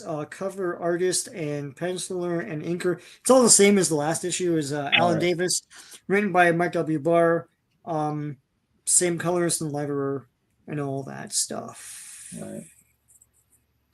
I like seeing the people who are not part of the adventure here for just a second to show that Sweet Sapphire is waiting. Sapphire is waiting for her boyfriend, her Rex, and husband, and he's waiting. What's his name? Mr. Greg Briggs is waiting for him. Greg Briggs. Yeah. But mirrored, right? Mirrored. Yeah, that's cool. Do you remember the phone call panels in the last week's issues? There's the phone call panels where Black Lightning's trying to call his ex somebody, and Metamorpho's trying to call someone, and they're mirrored panels. That's come up a few times in Davis's run on. I think we've even seen one tonight. I'll see if I can find it. But yeah, you're completely right. Yeah, I like that. It's kind of cool seeing it that way. All right, but back to the action. Back to Abyssia. Is this a double page? Let's have a look. Is this a recap thing? Splash. It's a splash. Splash page, Okay, so recap. Take your cap off, recap yourself, and you're good. Looker, there she is. And what do you think about Looker? You think you know what? Could you go back one page? One page? Remember what we were talking about with Davis's expressions? Look at the brother's expression, and that tells the whole story, right? Yeah, the brother's captured, but he ain't captured. No. You think he's captured, but he's not. So I was thinking, these guys are pretty wealthy. They could afford, to have another pant leg, anyways. He has one boot. One boot. I'm the one boot wonder. That's my new name. Dun, dun, dun. It's a pun on Canadians. What a boot! The other one. What a boot! Like what's this all about? Ha ha ha! Do you not want to know what this is all about? What is it? I demand to know what this is about. We should have done a speech like that with this whole situation happening. Do I when I say about? Am I saying a boot? Because people have about. That's what it's about like the Canadian subtitles. Yeah, the Canadian subtitles. I don't know what you're talking about, eh? Yeah, I do say A all the time. I say A all the time. But I've got a friend, my coworker is the Canadian standard. You're like, this guy is like, it's like he goes fishing and he goes, it's all that stuff. Goes to New Zealand or not New Zealand, goes to Newfoundland and does stuff. Right? And it's like, yep. Yeah. I was like, wow. I was like, you cannot get more. You cannot get more Canadian. And I've got many. Where's all my Canadian? Do you go down to the Timmy's to get a double-double? I go to Timmy's. It's in the Canadian Criminal Code, eh? Yeah. Like there's legal precedent setting cases in law. And there's this. Make it better. Turn up the good. Turn down the suck. Turn down the suck knob.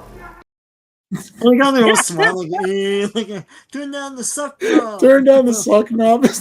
Because they're watching this shitty movie and they're like, turn down the suck knob. Turn down the suck knob. He's like, make it better. Make the movie better. Turn down the suck knob. Turn down the suck knob. Like, we saw them. Did you come to the theater with us, Sean? No, I didn't see one, and I had to miss two. Because Jen got into a car accident and I left. Oh, I remember. Yeah. Yes. I still have to, and I've never seen it. I should watch it. My God. That's the we don't need a goose or like, oh, the ducks are getting hurt by oil spills. And he's like, I don't need a duck. It's like, what am I gonna do with it? It's like, well, don't you feel bad? He's like, not really. It's like, what am I gonna do with the duck? Like, I guess we're not gonna. Part 2 is even funnier. That's what they learned about workers' compensation. He's like, so wait, he goes, if I get injured, they pay me for not working. It's like, yeah, they pay. It's called workers' comp. And it's like, oh fuck. And then they're trying to get injured on purpose. It's great. Anyways, okay, I'm gonna do a FUBAR stream. We're gonna do a FUBAR watch party. That's what we have to do. All right. So they turned her into the looker, and now she can control her again. She can control her. Well, or can she? For now, or can she? Look at how good you look. Whoa, looking pretty good. And she's got the force. Yeah, she's got the force.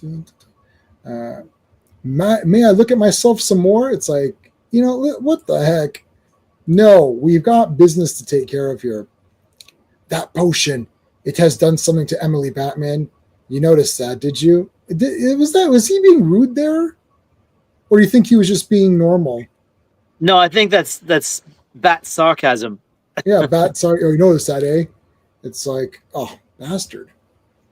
Look at this guy smiling. He's smiling for 2 reasons. 1, he's got the upper hand, but they don't know it. But 2, his hair's better than his sister's hair. Why are you smiling? Well, my hair's better than yours. And, whoa, what happened? Got attacked from behind. That escalated quickly. The backdoor attack. Pearl Harbor job. It's like, that's what they used to say in wrestling. I gotta, it's like, oh no. And then all these guys are just like attacking the crap out of each other. Again, big, huge, like brawling battle. It's like, what about me? What about you? It's like, oh, smooching. Now, wait a minute. Is that his aunt? No. No, I don't know what their relationship is, but obviously they're probably within enough difference of consanguinity or whatever it's called, the blood relations to be right. They're probably at least second cousins. Who knows? Let's not go there. There's a bit of unaliving coming up soon, so. Yeah. Wait, don't unalive me. But they crushed her with their own statue. Yeah. They crushed her with her own statue. Yeah, they did. Yeah. Well, not bit they. Of blood there. Looker did actually. Looker committed side. Yeah, Looker, you just murdered somebody. Yeah, I'm good.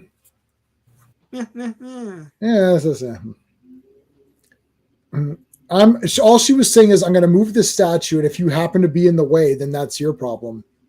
Yeah, I'll just do this, and if you get in my way, then you just get punched. I'm going to run around swinging my arms, and if you get in my way, 7-year-old, like, yeah. She just nailed these guys. We're about to get to what his real evil plan is, because his plan's actually rather evil. It's extremely evil. Yeah. Snow. We're outside. Yes. I plan on making snow everywhere, so only Canada will be happy. Yeah. Or Russia. Russia and Canada will be happy. Russia's never happy. Yeah, that's true. So that's only Canada will. And the Batman's like, Russia's never happy. Okay. Russia's never happy. Yeah, okay, fine. You might think that's a hateful thing to say, but it's actually true. It's true. Yeah. No, we've had there's been a bit of Russian immigration to New Zealand recently, so. Oh. Okay, I take it back. Wow. Take it. The ones I've met aren't very happy either, so. I worked with Russians. They were hilarious. Oh my God. So. Know that we both know that we don't know what we're doing. Knowledge of non-knowledge is power. That was a Scotiabank building? Yeah, that was part 2, where they're going to get jobs. And they don't know what they're. So the guy's like, "Do you know what job we're doing?" He's like, "No." He's like, "Okay, so we both don't know what we're doing." And he goes, "Yeah, knowledge of non-knowledge is power," which I guess it is. All right, so the comet's going to return. Haley's comet. Yeah, Haley's comet. Yeah, and she's going to control it to come down and blow everything up, and they're going to be hiding in Abyssia. And they'll just wait for everything to clear because they live a long time. So they're just going to nuke the planet. Sorry. I got confused. So the thing about Halley's Comet is it's every 2,000 years it comes, right? That's why there was such a big 76. I think it's about 70 odd years. I think it's every 76 that's years. what I thought. It couldn't have been that long. So no, their origin story is a comet did come down to Earth and destroy a piece of it and dig that chasm for them, right? It's not the same thing, obviously. No, I think a piece of it, a piece of it fell. A piece of it burned that whole, Okay, all right. Because a comet's not one solid mass. A comet is like a collection of ice and rocks and dust and crap. So some one piece burnt right through into the center of the Earth. Well, or not to the full center, but very close. Philip, Super Fran, what's going on, dude? Well, and this is topical though, because I appreciate that, man. It's topical because you got to think the Cold War is still on, so the threat of nuclear winter was real, right, at the time. Yeah, they always have to bring in nuclear winter, but without the radiation here, because that's what he says, right? Without the radiation. Yeah. So this is a good picture of him here. This panel, he's like smiling. And Michael Bay would make a movie out of this about. This is exactly 20 years afterwards. Oh no, 13 years later. With drilling equipment or anything, but no. Yeah, so here's they show it. Everything's going to be it's because Bruce Willis was busy doing moonlighting, so they couldn't actually get him out to space. So the cardinal rule of storytelling is if you're showing the actual cataclysm, then it won't happen, right? That's broken by the Japanese in Headmasters. But if you're showing the cataclysm beforehand when they explain their plan, that means that they're not going to do it for real. So they want to show it what would happen. Right, but what would happen, but they're not going to actually do it. Yeah, except for Headmasters where they do blow up everything. Akira. It's like Akira. They have Akira. Pardon? Akira. They show the cataclysm and it happens. Yeah, it's Japanese the Japanese don't care. Japan is all right, so it's like what? But it's like everything's going to be blowed up. It's like, well, that's how it goes. Oh well, it's like we live a long time and you guys don't. So now they're looking through. It's like, watch, hurry. So this guy's seeing what's happening because it's like they're bringing the comet. It's like it changes course. No, your family, yeah. It's like, oh my God. God. Don't we have a Superman? Like, where's he? I thought that too. I was like, okay, it's been fun in games, but now you're in the shit. Call Superman. Get your Superman Matcom and say like Yeah. Superman, we need you. And don't do all this panic in the sky crap. Just when you have amnesia for an hour, just go and just knock it out of the sky. Yeah. Anyway. What year does anyone remember? What year was the big DC Invasion crossover? I feel like that's late. Or 89? Yeah, it's I think Crisis. I think. Yeah. Yeah, it was post Crisis, and it was because I quite liked that actually. I quite enjoyed it. Yeah. I'm just trying to contextualize it with these events. But yeah, you're right. I mean, if ever there was a job for Superman, that's it. Yeah, this is a job for Superman. Like, but that's okay. Invasion was 89. 89, yeah. Is it? Okay. 88 rings a bell for me, but yeah. It's about there, yeah. Yeah, so it's what was this, 85? 86. This is March 86, I think. Yeah. Or was it April? Stand by while I scroll back. Please stand by for station identification. March 1986. 86. She's getting nailed here. Oh, my beloved, we are together. You are the looker, and I am the looky. I don't know. Take this ring. We crushed the ring. What? Yep. Beloved. This is cool. I have been kidnapped. I have been brainwashed. I have been the pawn of conquerors, but no longer. Slay her. I'm the looker. She's got the look. Yeah, She's got the look. Using the Force. She is. She's got the Force, yeah. Surrender, woman, or your friends will die. Well, they're not really my friends. I only just met them like recently, so it's not really Tatsu? Well, it's Tatsu. Tatsu's a client. Yeah. They're not really friends. She complained to her, and then she went to her apartment to apologize or something. I don't know. You can get a client somewhere else. But by my crown, what? Welcome back. Katana's about to kill someone. Yeah. Welcome back, guys. That's awesome. Look at that. Halo. Great panel. Dun, dun.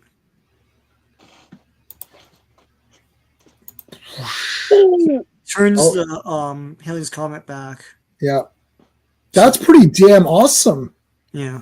Yeah. She did it. Like, that's like a job for Superman or Looker. Well, she's the one that turned in the first place, so Mm-hmm. I think the podium makes her more powerful. Right. Right. Yeah. This is a job for the Looker on the podium version. It's like, look at Tatsu's comment. I needed that. That was awesome. Yeah. She stabbed this guy. I needed that. Batman just wasn't paying attention. Oh, what happened to the prince? Oh, he fell on my sword. Batman, look, Haley's Comet. I'm not sure if it's turning. What? Let me take a look. Ugh. No, it's fine. Yeah, I was mistaken. What just happened? I heard a What just happened? What happened? It's like, the prince has back pain. Yeah, Batman. It's like he is a pain in his back. It's like, I needed that. Nice. Well, good riddance to you losers. Queen Emily, are you going to stay? It's like, nah, we're good. You guys figure your shit out. Become a democracy or something. Democracy? What's that? Oh, my gosh. Well, democracy is where you kind of pick people, but then they don't really do anything. Oh, okay. Go parliamentary. Don't go republic. No. Yeah. So I don't know what happens. It's like they're like, yeah, these two are going to rule now. And what's ironic is I think it's a brother and a sister. No, don't know. I think so. Yeah, maybe. Yeah, possibly. Like two of them, and they're not going to fight amongst each other like the other two. Yeah, they'll eventually fight. You know it. Nah, neither of the comic, right? They came back home, and she's like, "Oh, wait till you see me. You're gonna get out get out the toys." It's like we're getting, honey, get out. Speaking of which, it's like to come back. It's look, hang on. Yeah. Hang on. Go back to the top of that. Okay, look. Okay, scroll down. Okay, stop there. So look. Again, it's the mirrored phone conversations. Oh, Yeah, It's the two sides of the conversation. See that? But now facing opposites. Yeah. So this, I think you're right. I think Davis put a tremendous amount of thought into his panels. I think he put a lot of thought into it. It's noticeable because we're noticing things. He doesn't have to put it. So the fact that he is putting it means he's thinking about it more. Like versus like, okay, they're just talking the phone. I mean, you could just draw that anyway. You just have two panels. I'm talking, right? Like he's just a head. It could just be a head. So he's putting this together. I don't know. I never really know the inner workings. Like we're never going to know how, like, did someone say, how much did they explain? Like, I know Alan Moore is crazy. Alan Moore explains the whole page to stupid details where I think it was, maybe it was, what's his face? Watchman, Dave Gibbons. Dave Gibbons. And he's like, I was losing my mind on Watchmen. He's like, the guy wrote out, he's like, okay. And like Rorschach is sitting here, but one of Rorschach's legs is like the left leg is crossing over the right leg and his left arm is on the thing here. And his right arm is holding up a pen. And he's like, oh my God, like, what the hell is this? Right. Like, he's like, he goes, I'd get a page and he goes, it'd take me like 5-10 minutes to read the page to be like, wait, what am I doing? Like, yeah. So Alan Moore was very crazy like that. Whereas, you know, I don't know just crazy full stop. He's crazy anyways. Yeah. Well, I know Stan Lee basically just left you to your own devices. It's like, okay, yeah, there's going to be Galactus and yeah, shit happens. All right. Okay. Go ahead, Jack. And then Jack just makes the whole thing Excelsior. Excelsior. Yeah. Excelsior. Do it. Excelsior. Yeah. Yeah. It's like, we're the best. Go forth. Yeah, he makes his like Stan soapbox and like he makes it sound like he did the whole thing, right? Right. God. Oh, hold on a second. Purist needs my approval for that thing. So let me give him the approval here. I will editor. Yeah, I'll do editor and say is requesting access. So what do I say? I say yes, share. Okay. There you go, Purist. If you're listening, you're good now. There you go. All right. So, I don't know if you liked Rise of Apocalypse, but I threw that on the drive. Oh, I don't know. I'll have to look at it. Yeah. Interesting. That was a request, so I threw it on there. Okay. Nice. Greg, it's like, woo! Look, oh my goodness. I just wrote this entire issue. I just put SEX. That was this entire issue's point. This was the point of this entire series. Merry Christmas. Do not. This one's like, nice. Whoa, that was nice of them. That's nice. Oh yeah, she is taller. Look, she's taller than he is. Taller, yeah. Yeah. Do not disturb. Woo-hoo-hoo. All right, guys, the final issue. Batman and the Outsiders. And Batman walks away. This is the last issue. This the last. So cover dated April 1986, and the cover artist and penciler and inker are all the great Alan Davis, written and edited by Mike W. Barr, colored by Adrian Roy, lettered by John Workman. And I think it's the same thing, for Looker's Body and Owner's Manual, which is the second story in this. Lettered by Bob Lapham. All right. To be a queen. How does it feel to be a queen? Well, it's pretty good. Markovia, getting married. Made up a so this is like the same story as him leaving the Outsiders, pretty much. Like, right. I mean, him leaving the JLA. Oh yeah. Like he becomes Batman became the JLA in this one by like not going or whatever, right? Right. So Markovia's having a rough time here. These people get frozen. There's a heat blast. I wonder who that could be. Who is it? Oh. It's like the ground vibrated apart. Oh, wait a minute. Who could it be? It's the Master. Here come the masters of disaster. And this is Davis's first time drawing them, I believe. Oh yeah. Yeah. No. Oh, is it? Oh yeah, because that annual wasn't. Yeah, you're right. Wasn't them? Wasn't Yeah. him? Wasn't him. But this is Davis's take on the same team, right? So just there's a few subtle differences. The masters of disaster. We're taking you with us, woman. You see those tanks over there? Yeah. Yeah. Look at the symbol on the tanks, though. Uh-oh. It's the Soviet symbol. Soviets, yeah. Oh, yeah, you're the right. Soviets. It's like, I need you. It's like, okay, so last few issues I've been beaten up a little bit, and I've got some shit has happened, and I'm pissed off. You gained some weight. He did gain weight. He did gain weight. Look at that, Chubbs. You're fatty. It's Morgan Jones. Matches Malone. Yeah. Matches. Yep. If you don't know I'm Batman by now, then you're an idiot. I even have a blue tie just to spell that out for you. Well, I like the way they covered this up. They put Metamorpho in with the Rubik's Cube. Yeah. Okay. So Matches Malone but is his there. Hand. Yeah. He's made his own Rubik's Cube. Yeah, he's made. Yeah, like see again, that's Alan Davis. Like, there's no reason for him to do that. He could just be sitting there. But yeah, his hand is a Rubik's Cube. Hey, Matches, how's it going? Yeah, I'm doing pretty good. There's my two. There's the two. Double guys Dragon again. rejects. Yeah. The Double Dragon. And no.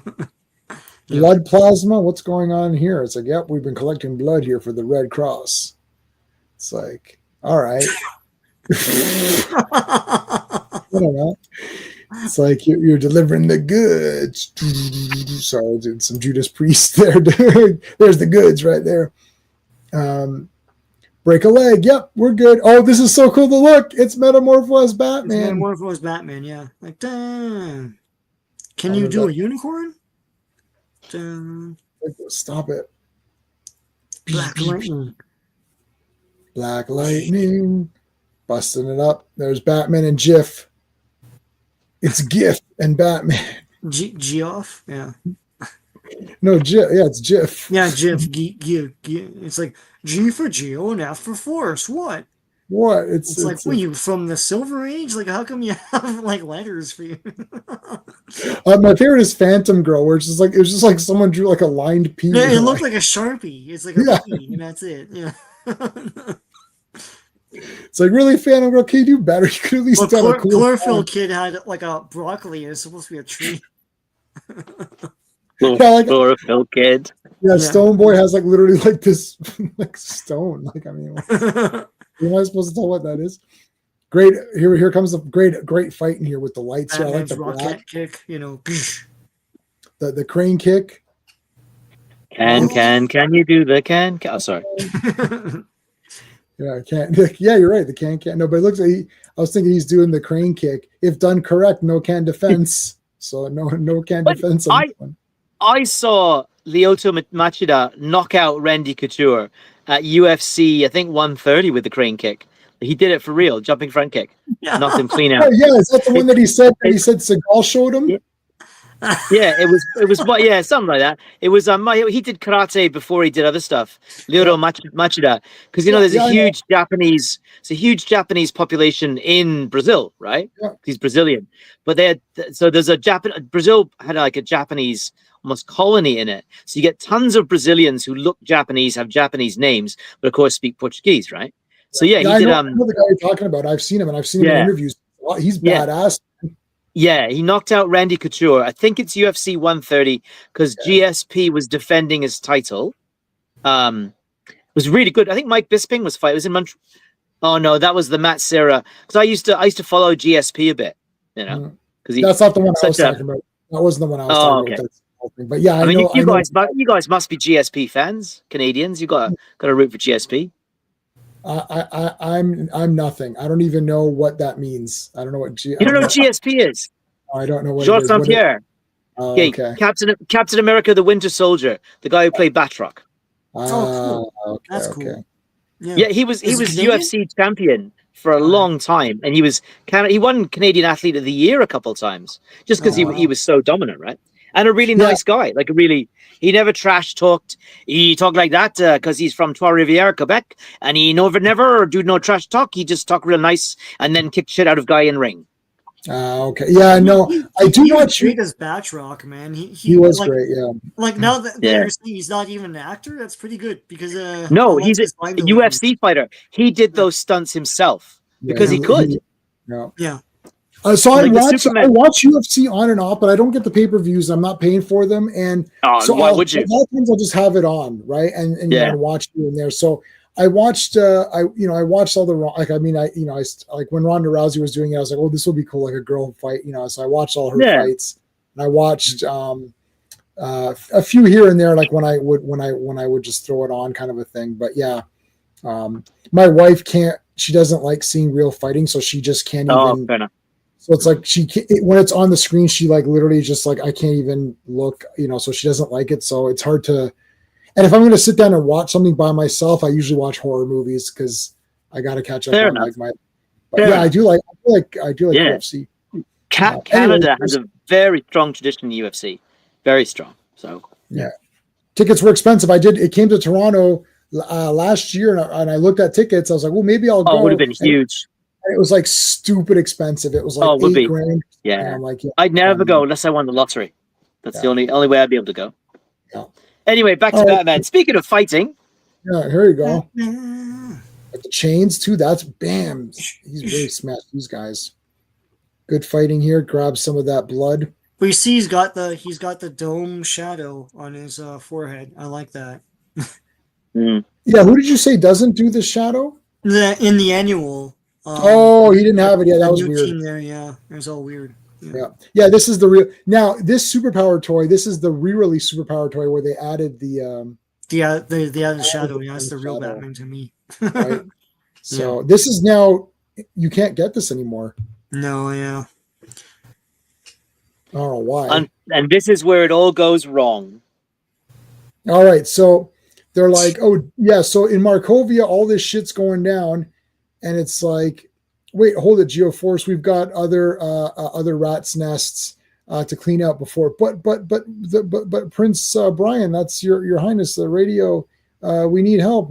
Dr. Jace is calling us. There's something going on in Markovia. They need our help. 2 days. Yeah, it's been going on already. Been going. Yeah, and then Batman's like, it's like I knew about it or whatever. It's like what? It's like I told Alfred. He did. Batman knew and didn't tell them. And Batman instituted the radio blackout, right? Mm-hmm. So he stopped them getting information. Yeah. It's like you knew. It's like Geoforce is pissed off. And again, okay, let's talk about Alan Davis again. It's like, look, Metamorph was like, oh shit, this is not going to be good. Black Lightning's more like, oh, what the heck? She's completely stunned, right? And he's pissed. And Batman's like, yeah, okay, I said it. I knew. So what are you gonna do about it? Yeah. It's like, you bastard, you didn't tell us. It's like, well, look at this gang war that's going on. We need help. And it's like, all right, fine. You guys go do your own thing. I'm out of here. Yeah. Oh, hang on. There's a great Davis panel. So he dissolves the Outsiders, but then they say, well, yes, no, you don't. We don't need you. Okay, the next page, look at the Batman expressions at the top of the next page. That's brilliant, Davis. And also, it's just great. Look at those 2 panels. Look at the subtlety in the expression and what it tells you. Yeah, awesome. He likes that they've become a team on their own, right? So yeah. Well, no. What he's smiling at is he says, well, the Outsiders are dissolved. You know, his Batman voice, and it's Halo going no, and he's thinking, I've still got them, and you're the only family I've got. You don't understand. And then look at his expression when she says, even without him, we're still the Outsiders. Yeah, right? And look at his facial expression. He's like, oh, they've realized they don't need me. Right. Yeah. And he's so petty when he. Yeah, he's an asshole. Yeah. But at least it's not what I think's brilliant is it's not a sudden turn. They've been foreshadowing this now since issue 22, right? Like or is it 20? Yeah, no, 22. They've been foreshadowing this now for 10 issues that this is coming, right? So it's not a sudden heel turn. We know that Batman, and even when he formed the Outsiders at the start, we knew that he wanted them so he could control them, right?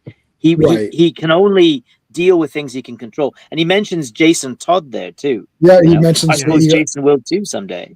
Yeah, well, we know come and go, but my war never ends. Yeah. Now the epilogue. Dun, dun, dun. There's the Looker. Ooh, I mean, this is so weird. Looker's body. An owner's manual. Yeah. What is going on? Yeah, not sure what they were going for here, but I mean, it's Bar and I guess it's just character development for Looker, really. Yeah, it's like, oh, honey, let's go. I want to go to work to my job. Now, if you remember her job, the boss hired the pretty blonde office girl instead of her, gave her the promotion. So she's pissed.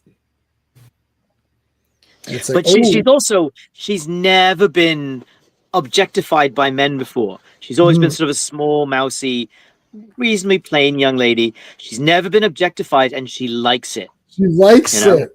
She likes it. Uh-oh. No one's ever whistled at me before. I can understand why some women may not like it, but now it's the sweetest sound I've ever heard, right? So she walks by the construction workers, stereotypes galore, right? She walks by them on purpose because she wants to be shown off, right? Yeah. And then she, on the next page, she uses the Jedi mind trick to get a good table. So she's really drunk with her new looks and her new powers, right? Yeah. She's becoming a less noble character, and I think like that's what this story is about. Is she going to be a villain or no? No, she's not. She joins the Outsiders, although she does. I think she has a relationship briefly with Geoforce, and who doesn't? But anyway, she causes some ructions, but she becomes an important member of the team. Like she does save them in the Markovia because they get captured in Markovia.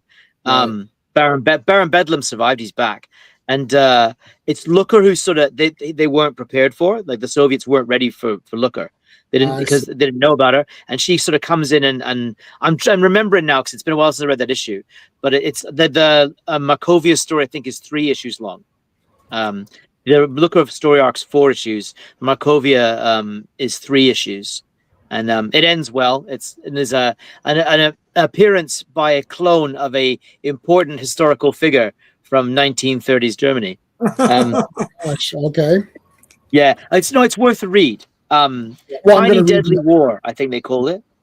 Yeah. And there's even a Garcon. Yeah. I mean, look at her. She's got all the waiters there. Yeah. And then they go back to her, see her boss. Yeah. And then she's just like, I quit. You're a loser. And she dumps them on their heads. But look at what she says. I'm going to the top on my feet, not on my back. Yeah, that's good. I mean, there's no subtlety here. She, fascinating, that they chose to put this in the comic. Mm-hmm. And she's wearing this dress. Oh, honey. Da-da-da-da. It's like, oh, I don't want to see this picture of me anymore. It's like, yeah. Now, the hardcover has got DC Who's Who pages for Katana, Looker, Metamorpho, Cobra, and the Masters of Disaster. Oh, wicked! That's cool. Yeah. That usually they just have sort of page. Yeah, that. Oh, I'll show you. That's classic to me. It's Davis. It's Davis. I think. It's Davis. Yeah. That's cool. Yeah. Sorry, there's a bit of shadow there. It's Davis. Cobra is Davis. But Metamorpho and actually interesting, Jim Apparo's take on Looker, right? Oh, let's see. Hold on. Oh yeah. So it's Jim Apparo's take. Oh, I'll move over a bit on Looker and Metamorpho and Katana. Because this is volume 3. There's 3 of these hardcovers. I've only got 1.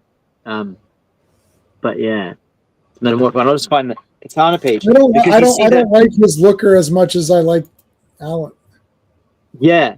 I prefer the Katana as drawn by Alan Davis because look at her physique, right? She's slim and athletic, but the way Davis draws her with the big, powerful thighs and the muscles, that you believe she's somebody who will be a physical threat, someone who'd be formidable in a fight. Whereas perhaps not so much. Let me see, Katana Outsiders. So, let me share our screen again. Share screen. Katana. The new costume, though, the leather jacket and stuff. Yeah, like I mean, this is I like this, right? This is awesome. But like, where's the yeah? So this was the was this Brave and the Bold? Oh, this was Brave and the Bold. Yeah, she was a kid or whatever, though. Huh. Yeah. Katana's in the first Suicide Squad. Suicide Squad, yeah. In a really nothing role. Yeah. Oh no! Wait a minute. No, she's in the Is she in the first one or is she in the James Gunn one? She's in the first one. The first one, yeah. But she does nothing. You know, I didn't know about this. Yeah, I mean, this still looks cool. Like this looks cool, right? But like, I think she was in Arrow as well. Oh, was she? God. Yeah, she's Batman's sidekick in the Beware the Batman cartoon. Yes, she's the main sidekick. Yeah, I saw that. We'll take a look at it. Let's see. Yeah, so I really like Arrow. I really like Beware the Batman. I'm very fond of that series. Yeah, so this is from Arrow. Gosh, what season did she show up? Oh gosh, I don't remember. I own them all. I've seen them all. I've got most after season 5. And then maybe she appears after that, but it starts season 2 and 3 are really good. I got season 2 because I went to a con here and met Manu Bennett, who played Deathstroke. Yeah, he's cool. He is nothing like his on-screen persona, right? He's nothing like that in real life. See, it's very softly spoken.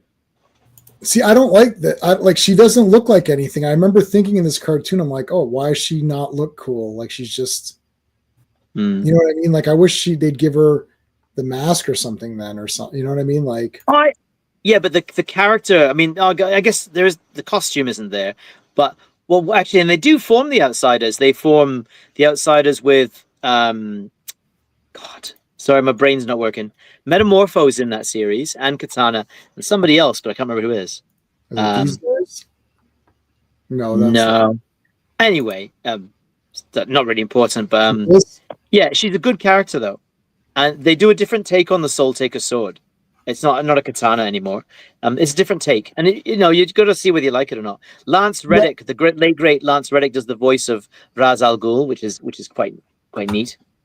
I'm definitely going to review this because I'm reviewing every Batman thing. I now with the Dark Knight trilogy, I've replaced all my DVDs that became Blu-rays. I've replaced them all, except for Batman Beyond,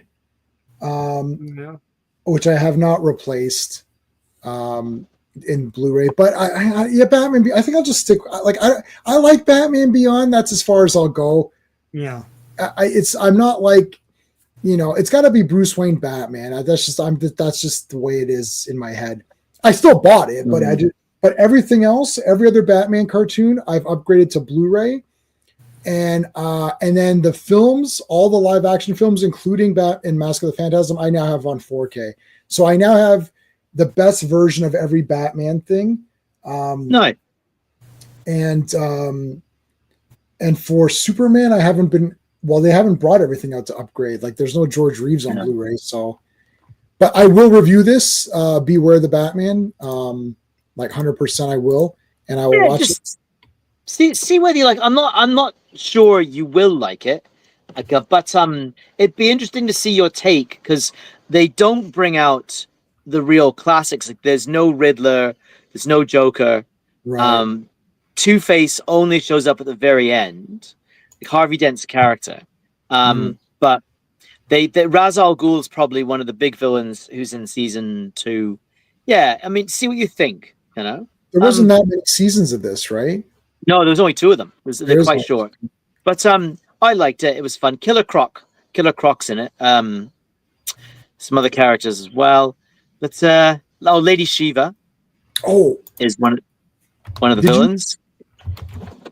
The Batman. You know what? I did not upgrade this on Blu-ray.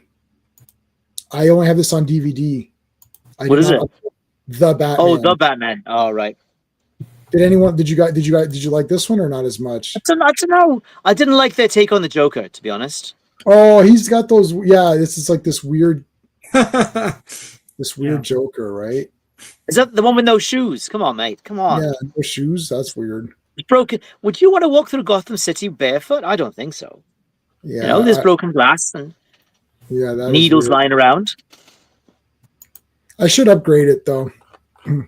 But anyways, I think other than that, I do have everything else because I've been going through and I have all of the Batman cartoons from the library as well, just in case anyone needs to see them or whatever. But so that was Beware the Batman. So that Beware the Batman.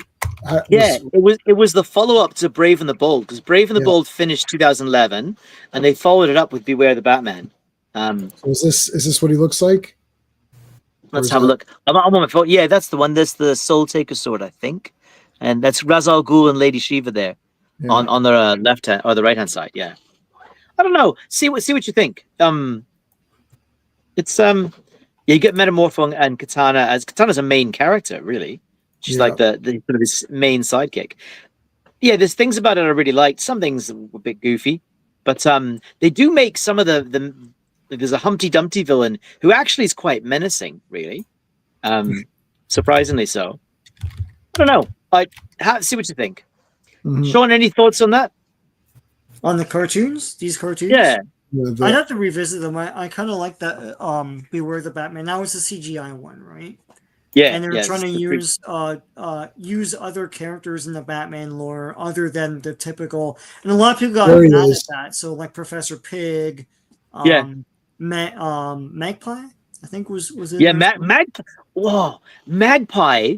When you watch it, there's this wonderful line Katana's got in when they fight, and she says like a feather boa with a bustier. Kind of trashy, don't you think?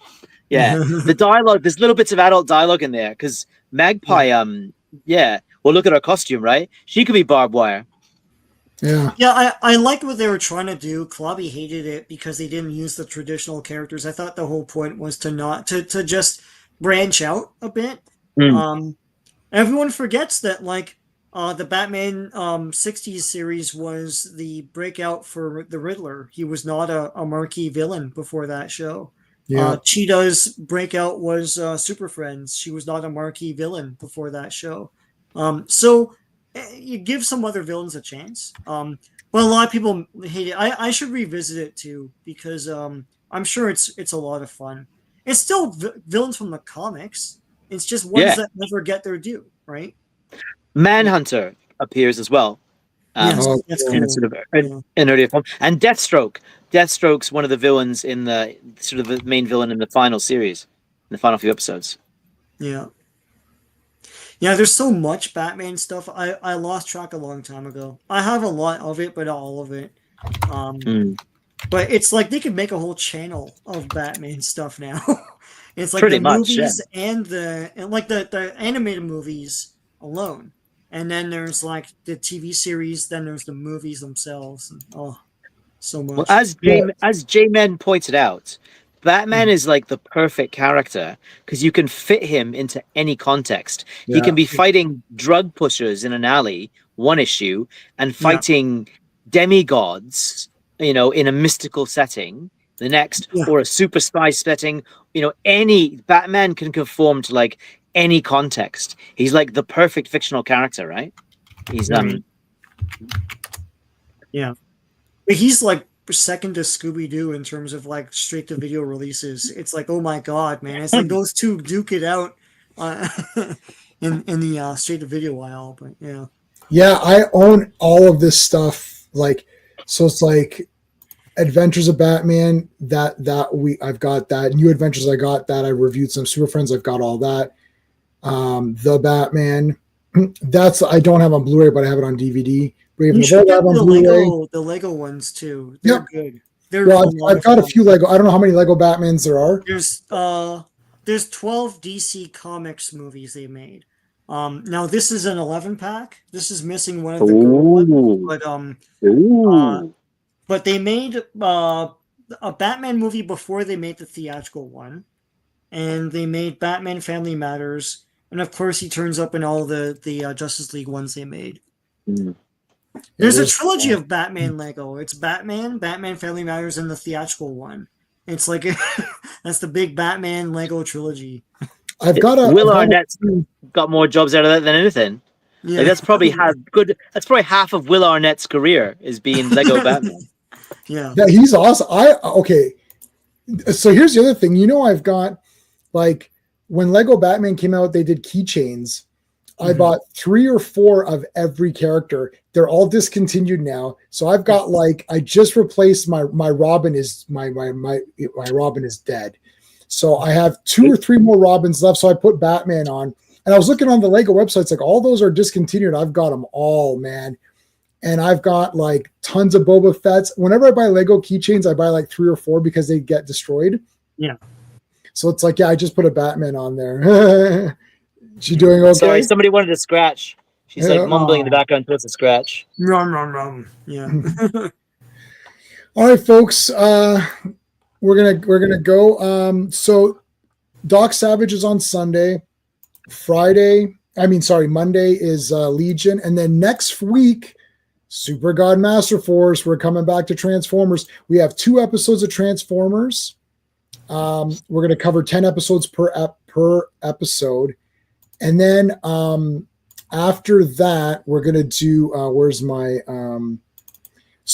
gonna do 2 weeks of Transformers on Fridays to complete that. Then we're doing Marvel Premiere 15 to 20, which is Fist.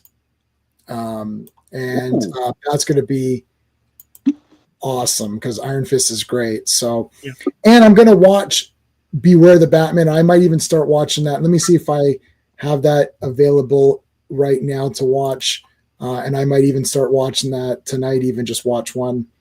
Where's my Batman folder? Batman. Okay, I have it, but I have to save it to my thing because I've got the Blu-rays, but it's easier for me sometimes to just watch on the computer. You have it, J-Man. You lent it to me. No, I know I have it. But I don't have it on the computer. It's on a drive. Oh, okay, yeah. All right. I have to upload it to the thing. Yeah. Well, I've seen your slide-in system, so you're going to have to dig for it to get it out of there. I know what's on every drive. I have an info notepad. You know me now. I have an info notepad of what's on what drive, so I know exactly where everything. You legend. All right, guys. Batman would too. Batman would have the same. Yeah, Superman's my favorite, but Batman is like who I base my life on. Or it's like, all right, guys. Sean, you got anything going on? Yeah, I just posted Marvel 2-in-1 number 3 with Daredevil, and I've got Marvel 2-in-1 number 4 next Friday. This weekend, tomorrow, I've got ABC Saturday Mornings 1980s, the print ad for that. I'll go through that. It's got like Super Friends, Fonz and the Happy Days Gang, all that crazy stuff. Sunday, I have a video with 3 Hot Stuff Hostess commercials. Oh Hot Stuff is the Harvey Comics Baby Devil. I love that character. And I have new comics reviews, the Herculoids, Thundercats 13. My God. And next week I'll be doing Detective Comics from 529 onward, Detective Comics and Batman, going back and forth with the whole Nocturna Thief of Night storyline. That's like 19 comics or something like that. It's a storyline no one cares about, but I like it. Gene Colan art is the best. Yeah. And I'm going to start up Transformers UK. Which is a bunch of comics that people don't really talk much about here. The stories that they made exclusively for the UK. So I'm starting with Man of Iron, which is Transformers UK 9 to 12. So I'll have a video on that. So lots of great stuff coming to my channel. Tune in, man. Yep. All right, the link is in all my videos. I'll throw it up just in the for the heck of it right now, just in case, and then I'll tell you the poll. So I said, what did you guys think of Batman? Shit, hold on a second. Break off. It's pissing me off, this thing. So I was like, what did you guys think of Batman the Outsiders? So much fun, 42%. Pretty good, 58%. And then the other choices got no votes, which is not really for me or pass. So there you go. All right, guys. Thanks for joining us. This is awesome having you on for these. We're going to definitely do something for sure. We'll figure out something else to do. Cool. Thanks, guys. Thanks, chat. Yeah, thanks, chat. All right, guys. We'll see you hopefully on Sunday. I'm looking forward to friggin' Doc Savage on Sunday. So see you guys then. Hey friends, you've just been listening to J-Man, and he is the smartest person who ever lived. So make sure you like and subscribe.